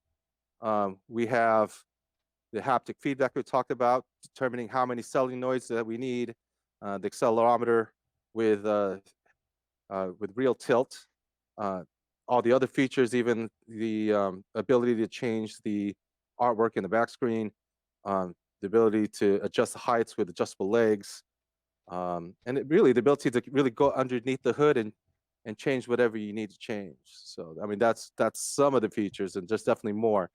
It'll definitely have Wi-Fi capability to be able to download updates if needed. No plans currently for downloadable content. That's still being discussed. But at least the ability, if there's any issues, to be able to download updates. So I think that's pretty cool. That's new information, by the way. That's definitely new information. That is good Appreciate information. that greatly. So, and you talked about this ability. Well, we happen to have a caller in that goes by this ability. We have Angel calling in. Angel, buddy. Hey, how you doing? how you doing? Pretty, So- listen, I got a quick question. I'm always happy for new product. My major thing is because I just got the At Games for Christmas and I love it. It was the best thing I got. But my concern is height. Like everybody goes nuts for the arcade one-ups and I love them, of course. But my major thing about the arcade one-ups that I loved the most was that it was nice and low enough for me to actually just sit there and play. That's It's good. Sure. it's not like being in the arcade game where I'm playing with my shoulders up in the air. You know what I'm Sure. saying? So my concern is new product. Is it going to stay at that same level? I mean, or are we going to start raising it up? That it's going to be something I'm going to stay away from? Okay, so the Toy Shock product, I don't think is a true three-quarter scale. I think it's a little low. If you see my arcade one-ups here, even on a riser, it's going to be a little taller. It'll be Right. very comfortable for you to be able to sit down and play, and you can Okay. actually still adjust the height if for short people like me. But Nice, you won't nice. you won't have a problem with the height. We'll probably do a side by side. We'll have images doing a side by side on how tall the Toy Shock model is, how tall our 4-foot is, and how tall our digital VPN is. But yeah, we're getting it is significantly taller than the Toy Shock model. Okay, yeah, because that's like a major concern is the height issue. Because after a while, back starts hurting and you get uncomfortable and you just, I mean, you want to enjoy the game, but you want to enjoy it comfortably. True, and then we're making this product not just for adults but also for the kids. So that's why it's Yeah. adjustable. So So you know, at it. Go ahead. So no, I was gonna say, John. So to put it into perspective for the folks that are wheelchair bound or something like that, what is a good solution for this? Is there going to be a possibility that there could be smaller legs that can be put on these machines maybe down the road, or is that something? And I know this is still early, but is that a consideration maybe you'd be willing to take for those folks that are in that situation?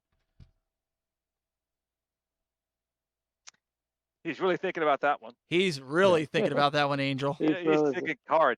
But He- in looking at it, I mean, the height I would say is probably comparable to the Toy Shock, but the difference is it does have the adjustability at the bottom to raise it, not Yeah, and necessarily that have to helps going out to buy significantly. a riser.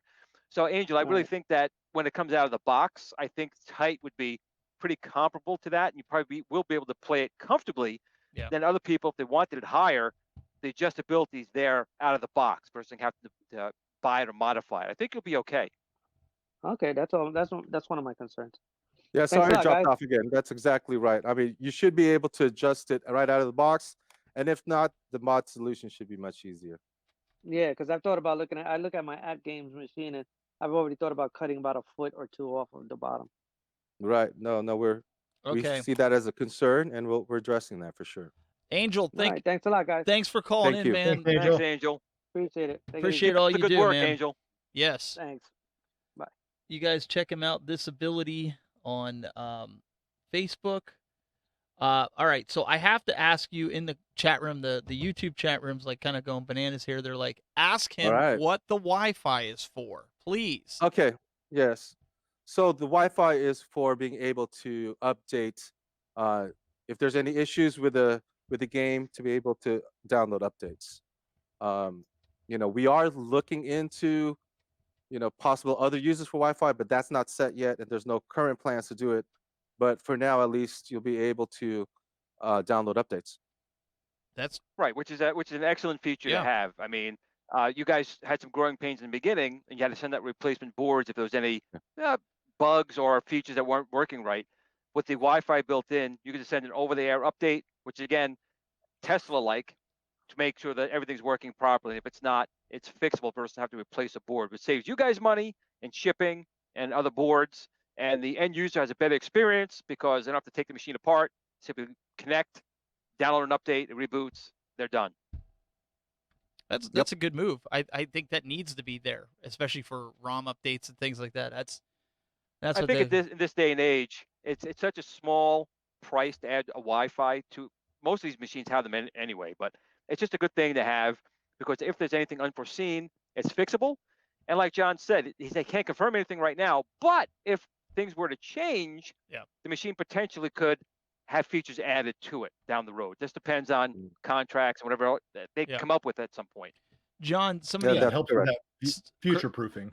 Christopher Right. in the chat room on Facebook says, if the screen is recessed and slanted, will the top Mhm. glass still be there, and will it be flush Mhm. on the top? Yes. So basically, you have a flush top, you have a thin bezel, thin outside bezel, and there's a bezel that sinks in a little bit, and then you have your 24-inch screen, and it gives like a good 3D-ish like effect. It's really cool. I can't wait for you guys to see it, and I think it's a great solution if you're doing a 24-inch screen in there. I think it's a good size. I mean, some people were asking about that because I personally don't want a full size pinball machine down here. I really They're don't. big. Yeah. I mean, full size machines are huge. And again, we're talking they're selling and marketing more to just hardcore games. They are. And there's a lot more people out there where they would buy it if they can get it into their house. And a full size machine is not going to work out very well. And of course, the expense would be exponentially more going for a full size cabinet because remember, it's not only you putting it in the house, but a manufacturer like a Walmart or a Costco has to store those things to sell. And bigger ship them, units yeah. and shipping. It's all that's additional expenses that you have to take into consideration. And again, Arcade One Up has hit a kind of a good niche spot with its size that you can get them out of the box, assemble them very quickly. I don't even know if these come built or not. We don't know yet. They may come semi-built. They may come completely unbuilt. I don't know. But you have to take that into consideration because manufacturers have to ship them. Then retailers have to have an area for them. And Right. you want to be able to walk into a store and go, oh, I want that, and pick it up. It's not always you have to wait 4 or 5 days for it to be shipped to your house. You want to be able to take it home then. So these are things that they have to consider. What's that right size? And as we know from at games, when they sold to Sam's Club versus Walmart, that was an issue with that. There was a very small size issue, but one that they had to make modifications to. Yeah. So you got to think about that. So John, there's something else that people have been asking about, and we kind of brought this up earlier in the show. So, are you ready for this one? This was Yes. something we didn't even see, but I ended up seeing it this afternoon. Okay. Dun, dun, dun. So the Google search comes up. Arcade 1-Up and Zen Studios announce a 3/4 scale from IGN.com. Now it says a new collaboration between Arcade 1-Up and Zen Studios is bringing 3/4 scale digital pinball tables home. But when I click on the link, obviously they pulled it down, probably because that was an oops as well. So what can you talk about with that? That's what people want to know. Is that something we can talk about? If not, we'll just kind of respect it. And I think he's frozen. I think it scared him. No, that's a So wait, stone wait. face. Wait, He's wait. not He's answering. coming. That's a stone face. He's coming right back. Here he is. There So we Sorry, go. David hit the kill button. I again. figured as Ah. much. He's like, oh my gosh, they found that link. I thought no. You guys, I'm sorry about this technical difficulties. I wasn't planning to come on today, and I am on Wi-Fi, to be honest with you. That's fine. And I know it can be a little irritating. I'll tell you this. We love Zen Studios, we respect them, but we can't confirm anything right now. Okay. Again, a lot of things that came out that weren't official just yet, but we're excited to tell you more. All I can say is definitely follow our social media pages. Definitely sign up for the newsletter on arcade1up.com, and definitely be a part of the ever-growing official fan page for Arcade 1-Up Pinball. But I'll tell you, furthermore, that I can confirm that all of our pinball machines will be partnered with the best licensors in the world, just like we have the best arcade games. And, that's important to us. We need to have the ability to stick this machine with all the best pinball games. I think that's a fair answer considering, Mhm. what's transpired today. But I will say this. David just lost his job to you. I will say. Sorry, David, if you're watching. I'm joking, obviously. But we got to bust John on these PR responses. You like how I'm deflecting here and there? I'm doing the best I can, man. I like how he deflects, but he also physically deflects. He's physically. Yeah. It's like Karate Kid. Ha! Ha! Ha! The apprentice has I've been now taking- become the master. I've been But- taking lessons from Cool Toy and his martial arts. There you you go. go. Well, I mean, I have Okay. to give you So guys next- I have to give you guys credit though. I mean, you could have just pretended like this never happened, swept it under the rug, pretended like No. nobody saw anything, but You saw nothing. yeah, I mean, but if anything, from what I've seen, and I don't know if the rest of the panel agrees, and maybe the chat room, this has created even more of a buzz than if you would have kind of maybe announced it at CES, because now everybody's like hyped and ready to go for CES for what you guys are gonna physically show. Well, I'll tell you, there's more than what's out there that we're going to show. So I'll give you even a little bit more excitement. Yeah, the electric We- car you're coming out with is going to be awesome. Which one? Which That one? electric car you guys have been working on. Electric car. Oh yeah. Yeah, I mean, yeah. Tesla is in the city that I work in, so who knows? You got the 3/4 scale Tesla. I'm pre-ordered. I want it. I want that silver tank, that silver Tesla tank. Oh, yeah. Absolutely. I Yeah. want that myself. Okay, let's ask another question I can't answer. All right, so there's another one here on YouTube from. If you guys Yeah. want to look on Facebook, that'd be great. How many pinballs will they announce next week? Is it just Star Wars or other titles as well? And that's from Alexandro Gutre. Gee, I don't know how to pronounce his last. I apologize. Thanks for the question. We'll be showing off 2 tables, 2 different ones. Ooh, Bubbles Nice. and double dribble. Nice. Twilight, dribble Twilight pinball. Zone, and Star Wars. Twilight Zone. That was a good game, Twilight Zone. I forgot about that. Yeah, I'm That was telling you, good. man. We were just doing, John, if you go back and watch this later, everybody put what they would love to see as tables from you guys if you were going to put out Okay. 3 or 4 tables, and they put them in the chat rooms on both YouTube and Facebook. So you and Scott can Okay. go back out and you can see what everybody wanted to see in tables. That's important. I mean, this is the reason why we choose the games that we do. So if you have a poll on the official fan page, let's go for it. I want to see what you guys Yeah, want. we'll throw that up after the show. We'll put a poll Yep. up on the official That'd be Arcade 1-Up virtual pinball page. and we'll see what we get. Now Sounds good. everybody's yelling, Sounds good. "Burger Time release date, release time, something Burger Time." Listen, guys, I'm as Okay, hyped about that as Burger you Time. are. Are you? I am. I think am. that Burger Time. Just wait till you see it up close and personal. I mean, that Burger Time cabinet is a looker for sure. So release timing. We'll announce that information at CES. That's not going to be good enough because that's what we've been saying to them. So I've got a question about CES. Sure. If Star Wars Pinball is there on the site, will it be playable for somebody who is Ooh. attending There CES? you go. Because I was not able to play Star Wars at E3, and I just want to know if I'm not going to be able to get my hands on some Star Wars Pinball either. I need to set my expectations.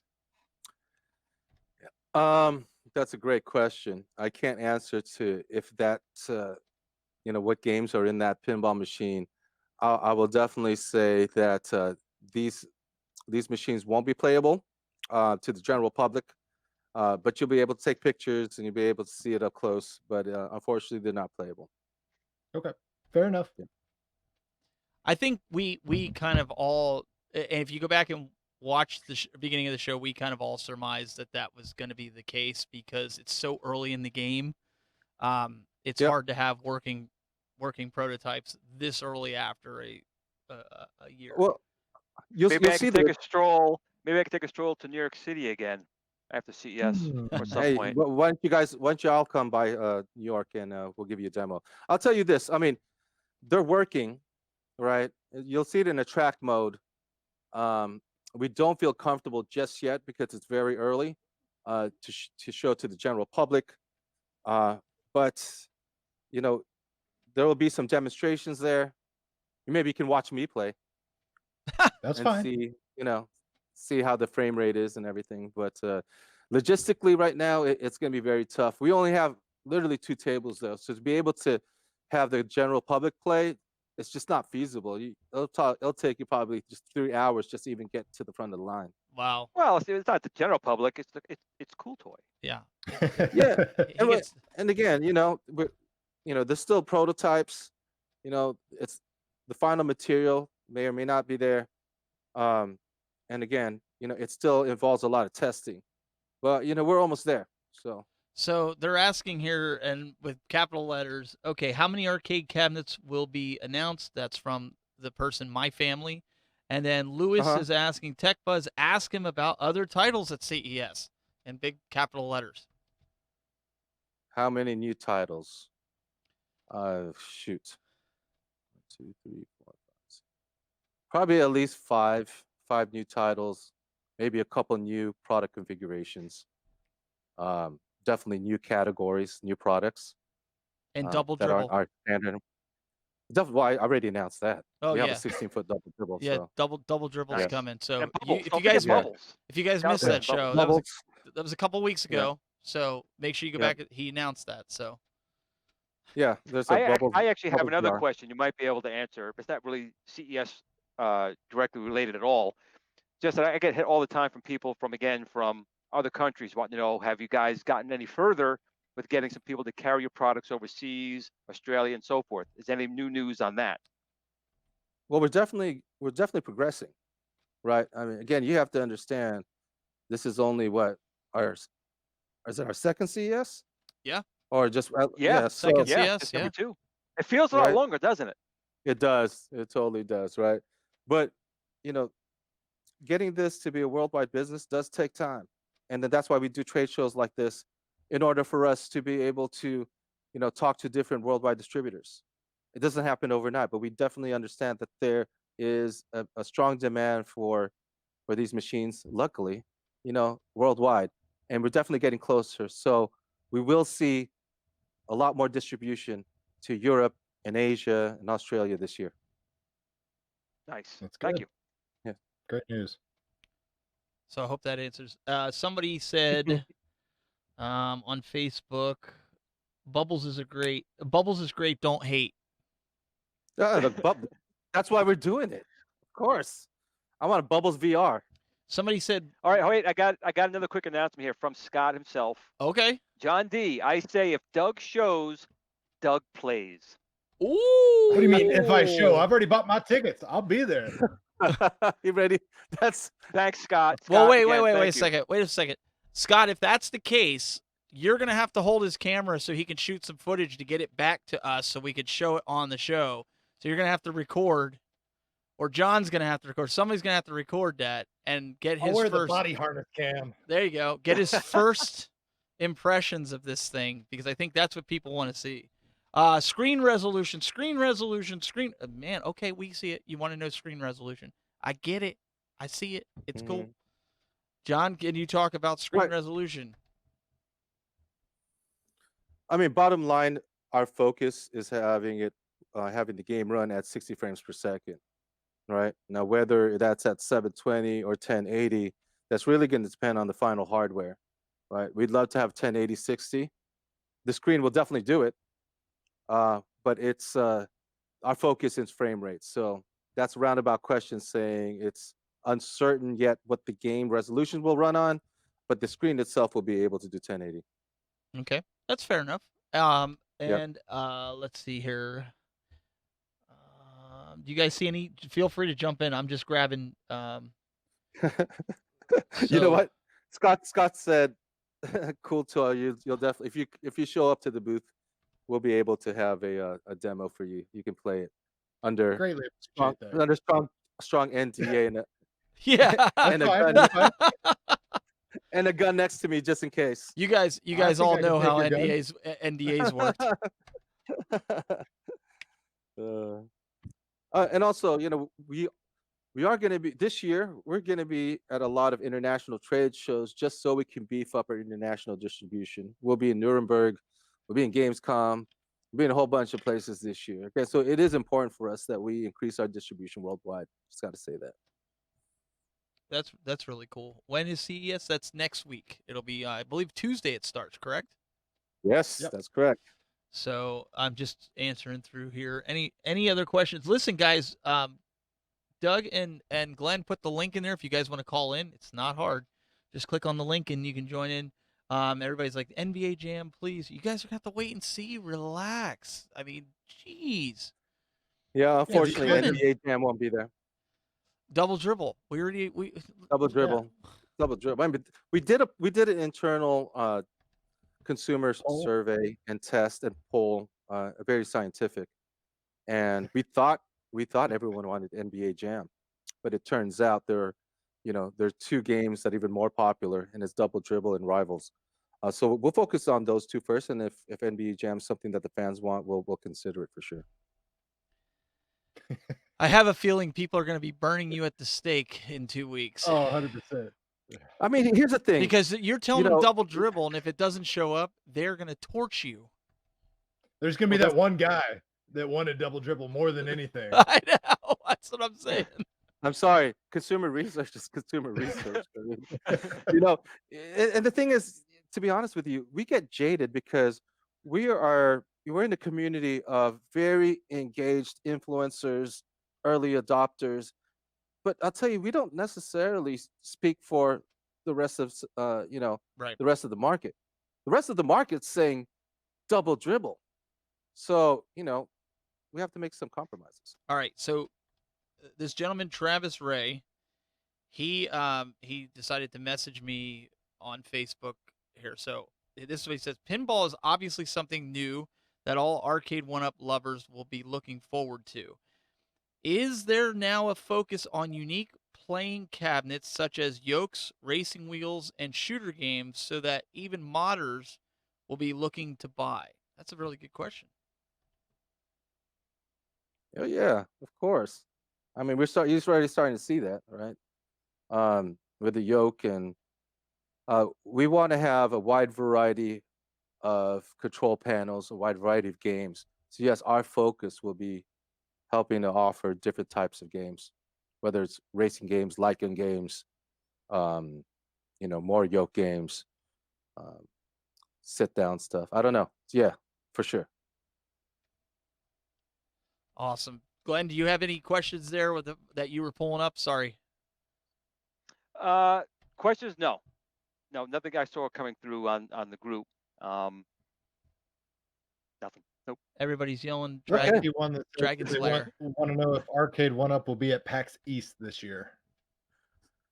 I don't think so. Maybe one of us will. Maybe I'll just drop by to say hi to people. As an official with the official booth, I don't think so. But we'll consider it maybe for the following year. E3. You guys going to be at E3? Yes, for sure. There you We have a go. huge presence at E3. So You know. so what people are not realizing here, and I'm just going to throw this out there, and he hasn't said anything to me about this, nobody. But E3 is bigger than CES, guys. So do you really think they're going to throw all their cards out on the table for CES when E3, John just said, we have a huge presence at E3. So I'm just going to say that. Just think about that. If he's dropping all these huge bombs at CES, what do you think is going to come at E3? Sorry, John, for hyping that up. You're not wrong. Well, so You're there not you wrong. go. I mean, that's just the reality of things. So we'll be having a similar type conversation with you come closer to E3, right? Because all these guys are going to be like, "What are you bringing out? Yeah. What's coming?" That's when What's Bubbles. next? That's when Bubbles is coming out. Yeah, well, wait till you see what's happening at E3. It's going to be amazing. But yeah, I mean, those CES, E3 usually are two events that we make our major new announcements. And we'll have some minor announcements in between and after. But yeah, I mean, I can't wait for you guys to finally reveal what's going to happen because there's still a lot of surprises at CES. Sure. And again, I'd like to thank everyone for their patience today. I know there was a lot of things that happened that were unexpected, even for me. But I really just wanted to come on the show and just give you as much transparency as possible. I mean, we always As I appreciate you can. coming on, John. You We know, appreciate it. Absolutely. So, I mean, and I appreciate that you guys have me because I definitely think communication's key, and we'll continue to improve that for sure.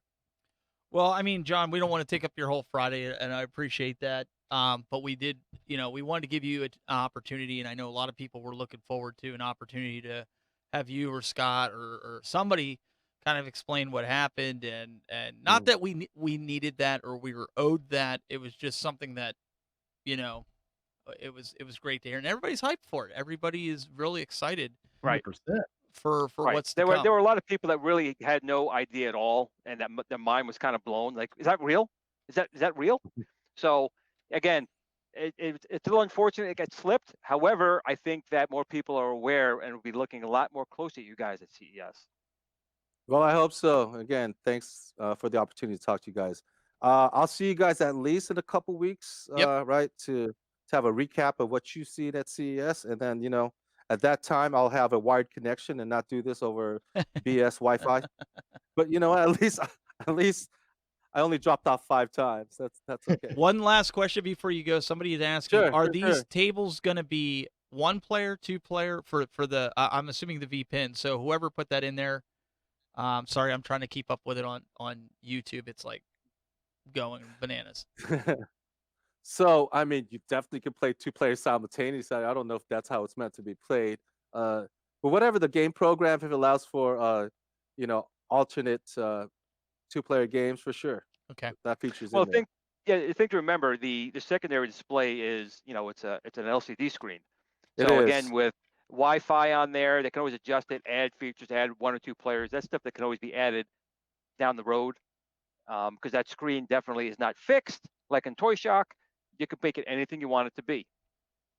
Wait, Toy Shock doesn't have a screen on the back. It's Second just a screen, panel. It's just a panel. No, they do, but they have the LEDs. They have they have 4 Mm. players, Yeah. 4-player LEDs. Now that Gotcha. you have a color screen, you could do anything you want on it. Put anything you True. need there. Good point. Good point. Yeah. Are they screens or just basically alphanumeric displays? They're I don't just know. alphanumeric They're displays. LED alphanumeric. They're like Okay. VFDs, Yeah. vacuum fluorescent style displays. So what we have is a 7-inch LCD screen that basically mimics, a dot matrix screen. Oh, Right. you go. But it could do anything. You could do that matrix Yeah. and make it do anything you guys want. Yep. That's crazy. Yep.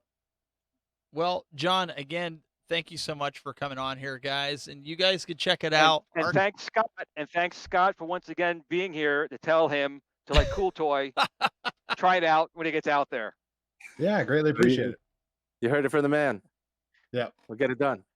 All right. Thanks, everyone. Thanks, John. All Thank right, you, see you, really. John. Appreciate all Going your on. support. Thanks, John. All right. So Have a good night. take care. You too, buddy. So this is something that I think everybody, again, we've all kind of been we've been waiting for, and so now that all that has been taken care of, can everybody sleep well tonight? Everything. I Well, mean, I think more people are going to be pumped now more than ever. I Right. really Yeah, I think mean, people are this going to be more that excited. Christmas morning feeling for sure. yeah. Like, there's something great waiting for you. You just want to get your hands on it. So absolutely. I And can't actually, wait to okay, go ahead, no, sorry. continue. I'm sorry. I was just gonna say, it can't wait to see what else they have in store because as we're focusing on this virtual pinball, let us not forget they've got some other amazing, exciting announcements coming at CES. So, there's more coming that we should, get hyped for. Right, and what I was going to say is I have that feeling now that I had last year when they first announced their machines before anyone got any. Before when CS was coming, there was all that hype Mhm. building up over these 3/4 inch machines, and they've been out for a while. So there's people want new machines, that's fine, but the pinballs now kind of rekindle that. Ooh, check that thing out! I can't wait to get my hands on it or see it and play it. So I think that's really cool, and I'm excited too. And I definitely would like a virtual pinball. The Toy Shock I didn't pick up; it didn't really tickle my fancy entirely. I mean, I definitely like Haunted House and Black Hole. I definitely like those two games, but I'm kind of glad that I'm holding off a little bit and seeing what Arcade One Up comes out with. I think personally, for me, it might be more up my alley. Just a little more features, a little more advanced than the Toy Shock. Nothing against Toy Shock, but I just think I'm really excited to see what Arcade One Up's coming up with here. It'll be Well, interesting. definitely. You got your entry level and your prosumer levels with the different feature sets. So like your Toy Shock's going to be, your casual gamer, and then what Arcade One Up is proposing and what we're seeing with these feature set is more of a enthusiast level gaming device for a virtual pinball machine. Some people are in the chat room and they're saying, well, don't count Toy Shock out. We're not counting anybody out here. We are trying to stay. No, not at all. No. So what we want to say is this show is something that you guys will see. We are straight down the middle. We are not biased to one company. We're calling it as we see it, but we want to bring the best information that we can to you guys, as honest and truthful, as transparent as we possibly can. If there's a problem, we're going to tell you. It's just, and what we found is the companies have really gotten on board with that. So we're not throwing them to. We're trying to figure out, I guess, the best way is, just like we were saying, what market is, it geared toward. Like we were trying to figure that out for a while. Like who's it geared toward? Kids. But now it seems like they found that the arcade enthusiasts have jumped on board and said, hey, we'd love this Toy Shock if it had a back monitor, if it had adjustable legs, if it had this, if it had that. And it may be that may it be may coming have out it. their next wave. Yeah. I mean, they may, or they may not. They might just, throw something out there. So it'll be really interesting to see what Toy Shock brings out for P-Dub said there's 4 new cabinets coming. So 4, yeah. it'd be interesting to see Right. what they're going to drop, with all the demand that everybody's given it. I mean, think about it. Plus, they've had time to get some of that customer feedback, so they have time to go back to the drawing board and make some adjustments. A lot of people complained about that silver bezel, so one of the first things we'll probably see is a different color bezel. They've got time to react and respond to the customer feedback, which is great for Yes. the manufacturing process overall. And I know I was, a lot of people, they're still ribbing about that bezel. It really didn't bother me to the point where I wanted to pull it off like P-Dub did and paint it. It's fine for me. Would I like it thinner? Yeah, but I mean, it's not a deal breaker in my opinion. That's just my opinion because I've seen how it was used over New Year's and with my kids, so it's fine. But I understand it is a deal breaker to some, and that's perfectly fine. So it's going to be interesting. I think this is a year that we kind of, as a community, and I'm saying we, everybody that's watching, everybody that's here, as a community, has really boosted these retro companies that are coming out with this stuff to give us what, like Glenn, like you said, what you always wanted as a kid, and as you're getting that finally. Yep, losing real estate in the house, but I'm getting it. Sure. But it's true. But again, everyone's different, and not everyone's gonna go crazy like I do. Even with the Toy Shock, I'm definitely not counting them out. That's not what I meant to convey. I'm just saying I'm a little more excited about what they're offering at Arcade One Up this time. But again, CES is coming around, and Toy Shock's going to be announcing some things. So I may now go, ooh, the shiny light. And I'll go, ooh, shiny light, and go over to that one. That's kind of what I do at times. But there's always going to be something there for somebody, and nothing for everyone is perfect for somebody else. So there's definitely a market for all of them out there. The big thing is quality. Make sure they're building something that's going to last and fun. If you have those Yeah. two things, that's all you need. It's got to be fun and it's got to last. No, I would agree with that. Absolutely, because somebody may enjoy their game more than anything, and you're not going to take that away from them. Just because you don't enjoy it, or those games or tables or whatever don't really suit your fancy, doesn't mean that the owner themselves should love their machine any less. Right. It's almost like those sporting events. You have to go. You have to like. You have to love this team. You have to love that team. You don't. You as an individual have to spend your money, enjoy what you got, and be happy with what you purchased. And as long as you have those three things, it doesn't matter who it is, as long as you're happy about it. Absolutely. Oh, I feel like an infomercial for like Channel 4. I was just gonna say, Did you know? Are you trying to compete with Screw Off John there Rock. or something, or him and his PR responses? But He's rubbing off on me. you know what? Every time we try to end the show at an hour, hour and a half, 2 hours, we hit that 2 hour mark. Glenn, Doug, we've hit that 2 hour mark. I think it's about time to not wear out our welcome. I know we've got a ton of people watching, guys. We Doug, appreciate it. We appreciate it. Yeah, thanks for tuning in. Doug's got a busy week ahead of him, and he's going to get us some footage, and we can try to get it up here for you guys. Absolutely. We already know he's going to get some hands-on with that pinball. So, guys, make sure you go over to youtube.com, check out Cool Toy, and subscribe if you already haven't. He does a lot of great content.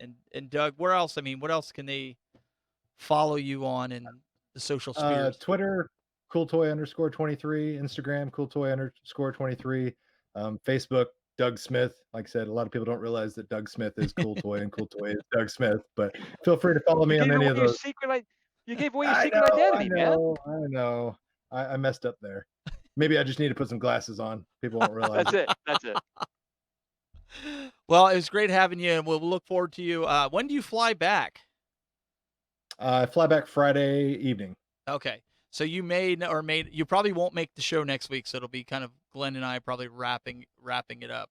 Not with that guy. I'll let you know, because I think with the time change, I actually might be able to make it. So okay, it may cool. be all right. So that would be great, and we'll get a nice follow up with that on CES. And Mr. Glenn Palomino, Planet Potato, Planet Tomato. I'm going to try to get. You know what? I have a harder time saying that than I actually do Planamento, your actual name. So I don't know how people do that, but whatever. YouTube.com/Glenn's Retro Show. Make sure you guys go check it out, subscribe, and head over to the brand new Facebook group that you guys can go to. The official Arcade 1-Up fan page, Arcade 1-Up Pinball fan page. I should just let you go through the At Games fan page. Oh, we have the official Arcade 1-Up fan page. We have the official brand new Arcade 1-Up virtual pinball fan page. We have the At Games fan page. We have the Super Impulse Tiny Arcade fan page. We have the Replicate New Wave Toys fan page. We have the Basic Fun fan page. And of course, Glenn's Retro Show Game Gurus. I can leave that one out. So I have just a little presence on Facebook out there. Well, either way, make sure you guys go check that out. He's working on some other things too, where you'll be able to follow him and find him. And I do want to say something real quick. I almost forgot that we have finished the Tron joystick for the At Games, and we're getting kits ready to be sent out to be sold. So expect maybe another couple weeks for that. And cool. again, I know people have hit me a lot about the Star Wars yoke. We kind of took the Tron stick and moved that ahead. At Games was really asking us to push that one out. So the Star Wars yoke, maybe another week or two before we'll make that announcement, but that is still coming. Don't worry. Awesome. And Great news. and guys, make sure you tune in, subscribe to the YouTube, subscribe to our 3 channels, because Retro Buzz is coming at you every Friday, like we do it most of the time we do it at 6 p.m. unless one of us has something where we have to kind of push it off. like we had a few instances. But 6 p.m. Fridays Eastern Time. It'll be here on YouTube, Facebook Live, and all the other great places, Twitch, that you can watch it, Twitch. thetechbuzz.net/live, all that good stuff. Yeah, Twitch. I don't do, I don't know. I don't really go on Twitch much, but I figured it's gaming, so maybe people will tune in. Right. It's worth a shot. Yeah. Yeah, it's worth it. So we simulcast. So make sure you guys do that. I'm pretty much the Tech Buzz anywhere. You can go search me out, and we'll see you guys next week for the show. The great show. Till next time. Well, keep it buzzing.